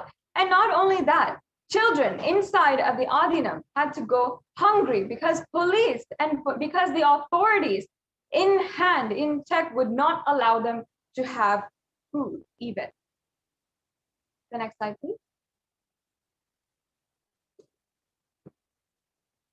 And this led to the events on the 13th of June 2012. The Supreme Pontiff of Hinduism had gone to court seeking anticipatory bail for the malicious FIR by media mafia, and namely the anti-Hindu element extremist Ajit. The Supreme Pontiff of Hinduism's council could not secure the anticipatory bail as hearing was purposely adjourned for the next day. And the state government filed another false case using police justification propaganda alleging that the Supreme Pontiff of Hinduism was a threat to the peace, and again, illegally Pontiff of Hinduism. Millions of us devotees around the world were absolutely devastated to hear that once again, the Supreme Pontiff of Hinduism was arrested, and illegally done so after seeing literally with our own eyes the Supreme Pontiff of Hinduism undergo 53 days with undergoing absolute torture, death threats, even attempts to kill him. The Supreme Pontiff of Hinduism had to go under the illegal state authorities again in 2012. And this time, without anyone understanding or knowing what was happening. The next slide, please.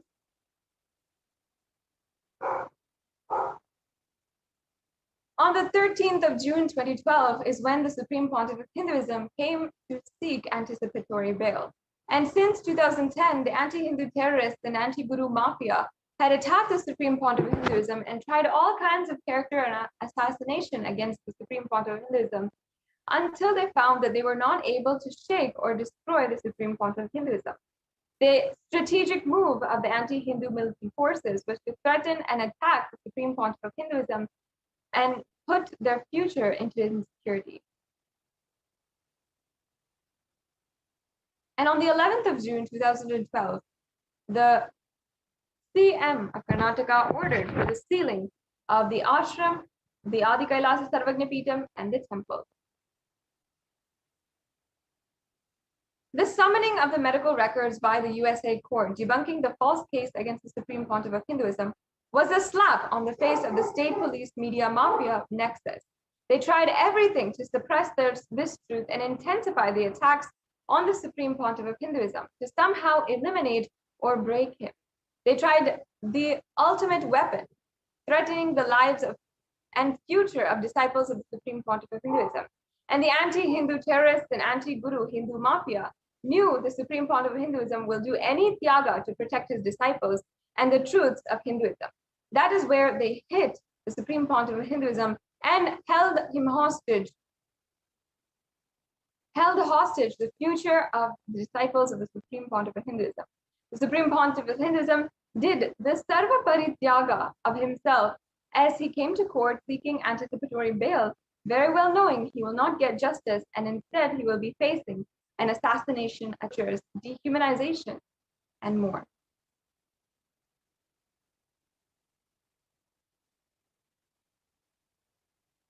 On the 11th of June 2012, the Chief Minister had illegally ordered the arrest of the Supreme Pontiff of Hinduism, the arbitrary and illegal arrest, the search and seal of the temple property, and the seal of the Adinam, the arbitrary and illegal seal of the Adinam, and the enforcing the curfew on the residents of the Adinam.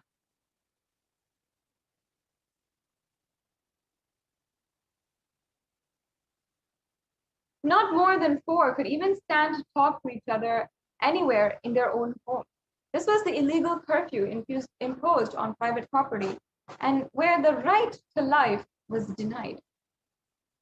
Now, in the Jewish Holocaust also, we saw that even there, the prayers were absolutely banned by the Nazi forces, and all of the Jewish people had to do their prayers, their rituals in hiding.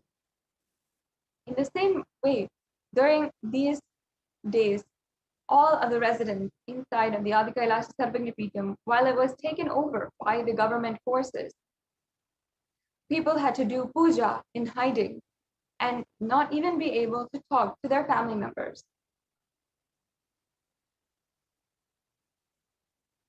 And here we're seeing another media article where the CM orders sealing of the Nithyananda ashram. On the 12th of June 2012, state persecuting the victim rather than the perpetrator of the crime to task, the chief minister orders for the monastery to be sealed.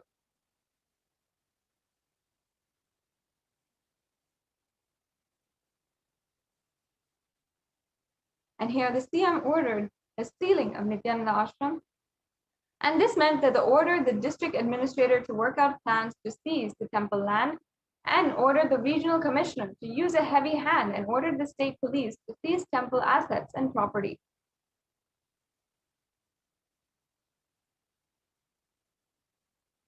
And again, we're seeing the media articles here. We're saying not Nithya is Viradi land the target and arrest Nithya, follows ashram and orders the CM. These are media articles that were publicized during that time.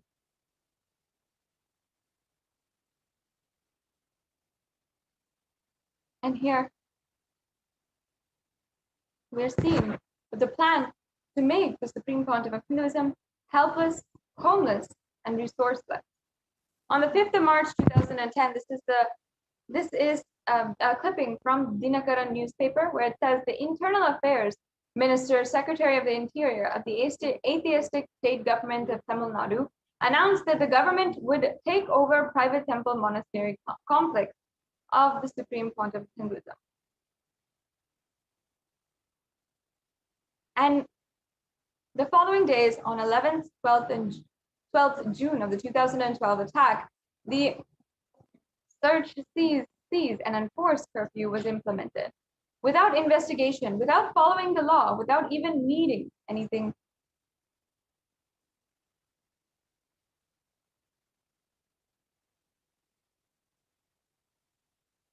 Yes.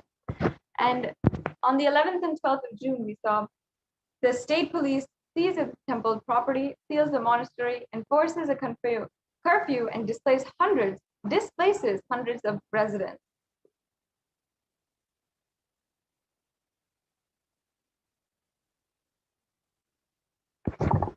On the 11th of June, the superintendent of state police illegally raided the temple with 100 officers from several government departments.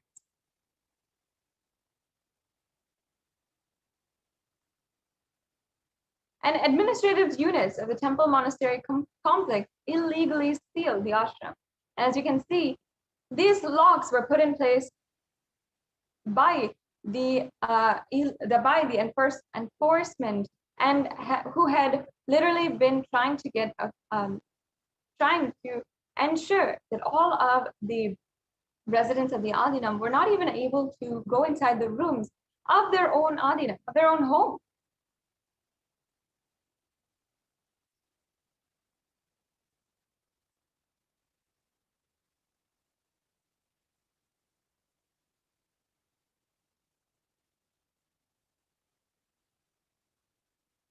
On the 13th of June, we saw illegal arrest and again illegal arrest of the Supreme Pontiff of Hinduism.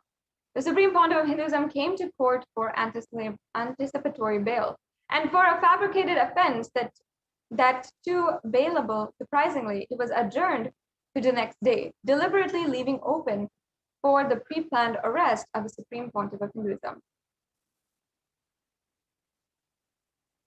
The illegal arrest of the Supreme Pontiff of Hinduism paraded the media mafia by the police, kept in an undisclosed location. And here we can see the Supreme Pontiff of Hinduism being literally hounded by the media mafia and the police as he was arrested illegally.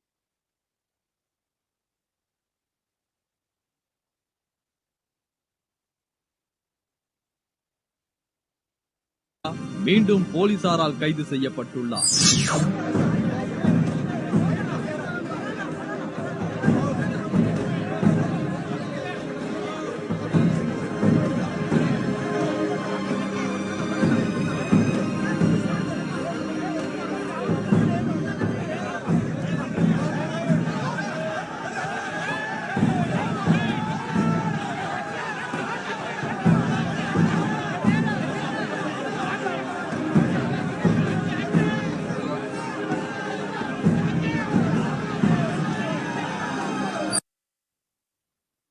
This is absolutely terrifying footage of so many henchmen, armed people inside of the mob, and somehow the Supreme Pontiff of Hinduism being able to make it just a 10-foot distance from the police station entrance to the car that was supposed to take him and supposed to safeguard him.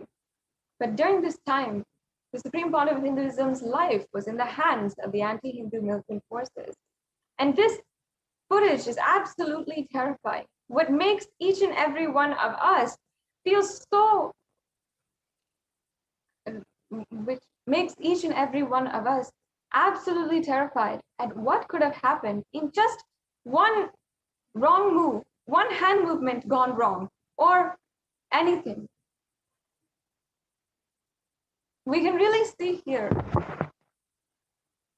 how the Supreme Pontiff of Hinduism is literally being manhandled, pushed, pulled, by the anti-Hindu militant forces.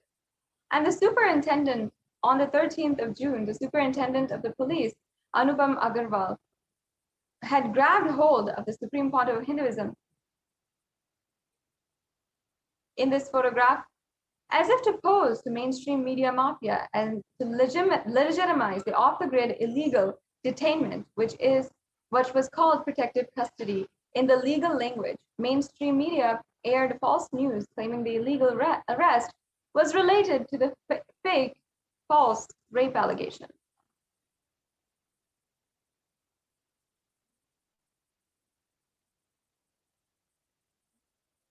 These 600 policemen pushed the Supreme Pontiff of Hinduism into a car and took him to an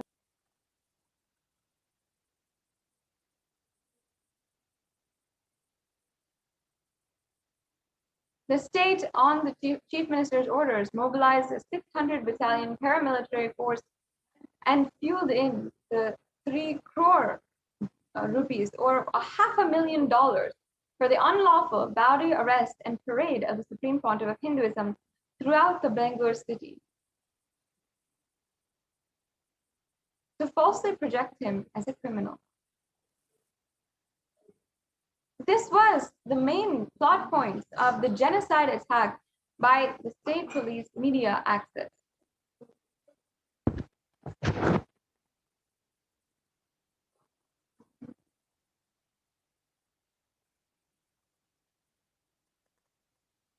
And over 600 police personnel were stationed within the court premises in 2-pronged attack mode.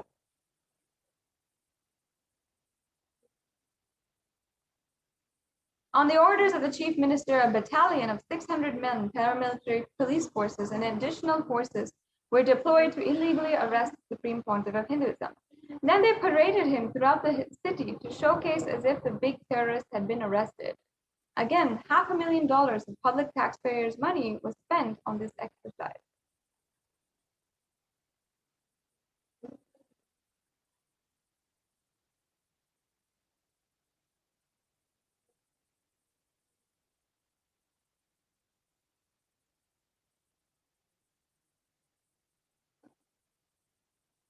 And how the state executes second unlawful arrest.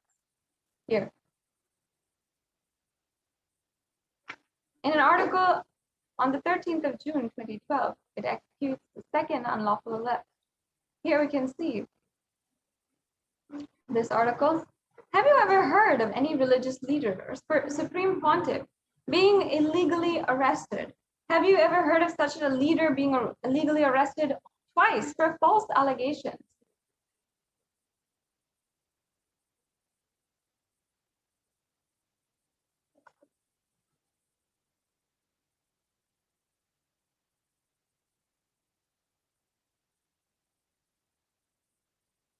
And here we have an article. Oh, we can go back to the left. Here we have an article where it says, during the arrest last week and subsequent release, the Supreme Pontiff of Hinduism had over 800 policemen on duty. The cost, which was rupees 15 lakh, all this for a man who was accused of rape. The Bangalore police said when Sonia Gandhi came to Bangalore, there are about 700 to 800 cops on duty for that too, and only for a big function and thousands who are gathering. Can we just see why 800 policemen were deployed in order to illegally detain a peaceful sannyasi? What were they trying to do? Why were they trying to do it? The next slide, please. It shows here that this was a full-blown attack, a planned attack against the Supreme Pontiff of Hinduism. And here it says, Inspector General of Police Bhaskar Rao confirmed to Express that Supreme Pontiff of Hinduism remained in judicial custody and is being shifted. He said, today we have deployed over 600 policemen personnel inside the court. We cannot risk keeping him in Ramanagara for security reasons. Why are they trying to make a peaceful sadhu who A sannyasi, somebody who has dedicated his whole life in service of humankind, into such a violent being? Why does there need to be 600 to detain someone so peaceful?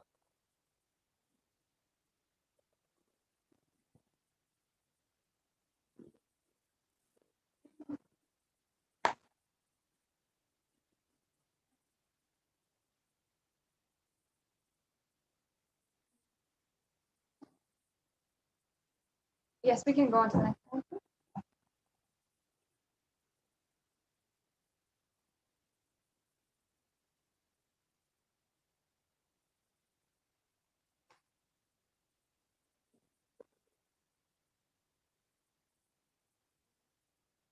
Here we have how the lawyer of Supreme Pontiff of Hinduism had been denied to serve the Supreme Pontiff of Hinduism. He humbly pleaded by himself in front of the district magistrate, I'm not disturbing public peace, but if you feel that me being here is going to disturb the public peace, I will stay away from Bidadi. I will not have any press meet. This is what this heartbreaking photograph is showing.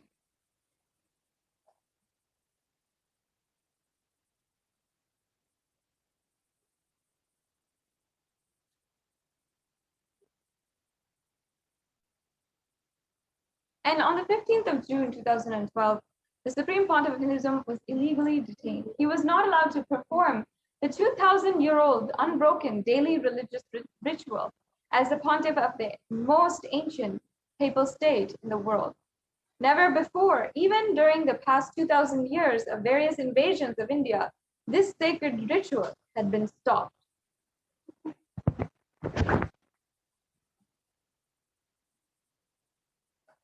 And another article where it shows Nithyananda devotees filed habeas corpus petition because the Supreme Pontiff of Hinduism was literally kidnapped by so many different authorities, and even the devotees did not even know where the Supreme Pontiff of Hinduism was. They were pushed to file a habeas corpus. The next slide, please. On the 15th of June, we saw the actions taken for bail. The bail was secured for the release of the Supreme Pontiff of Hinduism.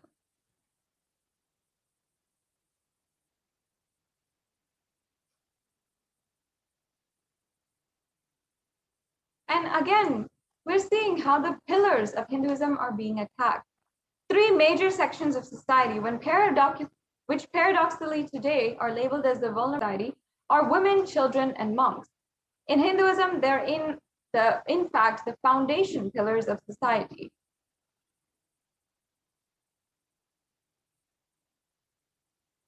Researchers in the editorial journal published in British Medical Journal wrote how rape has been historically used as a strategic weapon.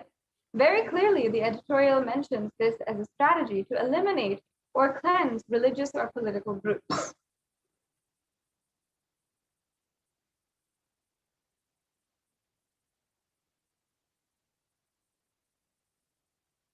In the Tamil month of Vaikamsi, the tyrant King Alauddin Khilji of Delhi Sultanate sent his commander Malik Kafur to attack and loot the Ranganatha Swami temple in Srirangam.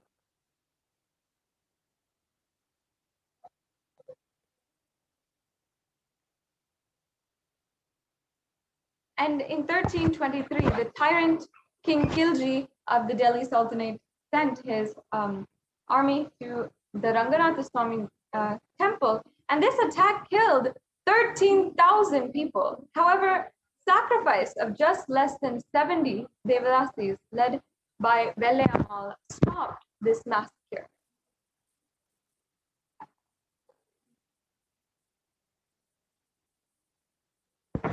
The army of the Sultanate looted a lot of gold from the temple. However, the army also wanted to seize the deity of Lord Ranganatha Namperumal, which they believed was made of pure Arbanji gold.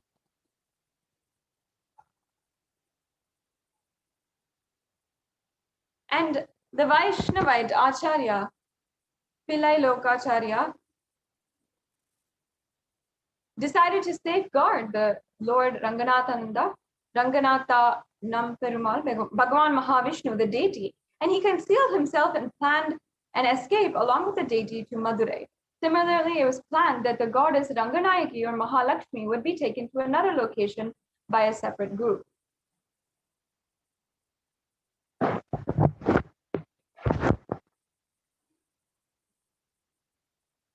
And to protect Lord Ranganatha, Vellayammal gave the ultimate sacrifice. Fearing the forces would capture the Acharya and the deity, Vellayya distracted the commander by performing a dance.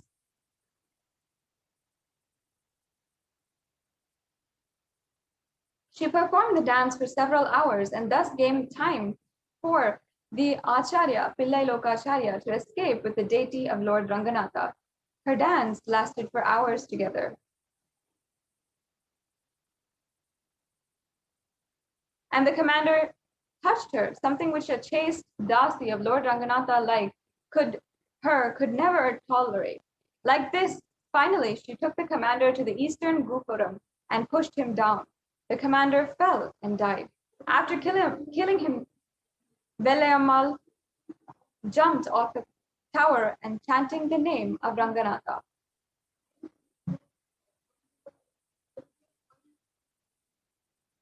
Meanwhile, the enemy's army used mechanical devices to throw large amount of oil. 69 Devadasis doused themselves in oil, immolated themselves, and jumped down on the invading army, setting them afire.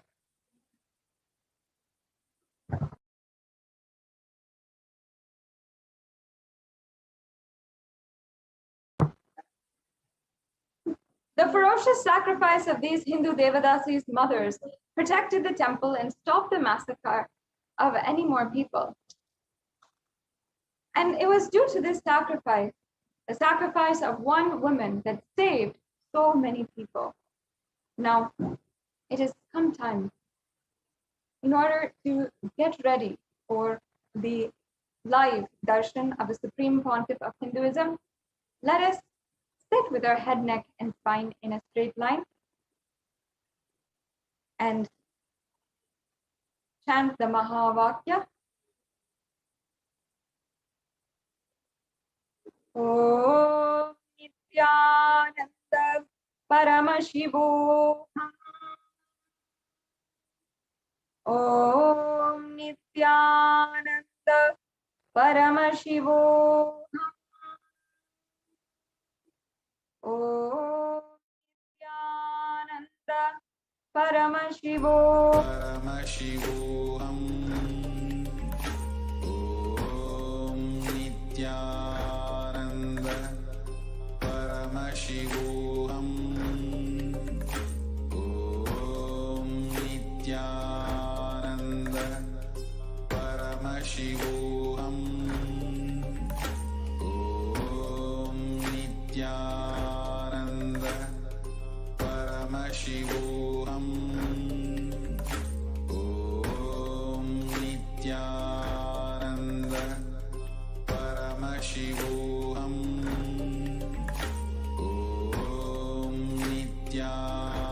Om Nithyananda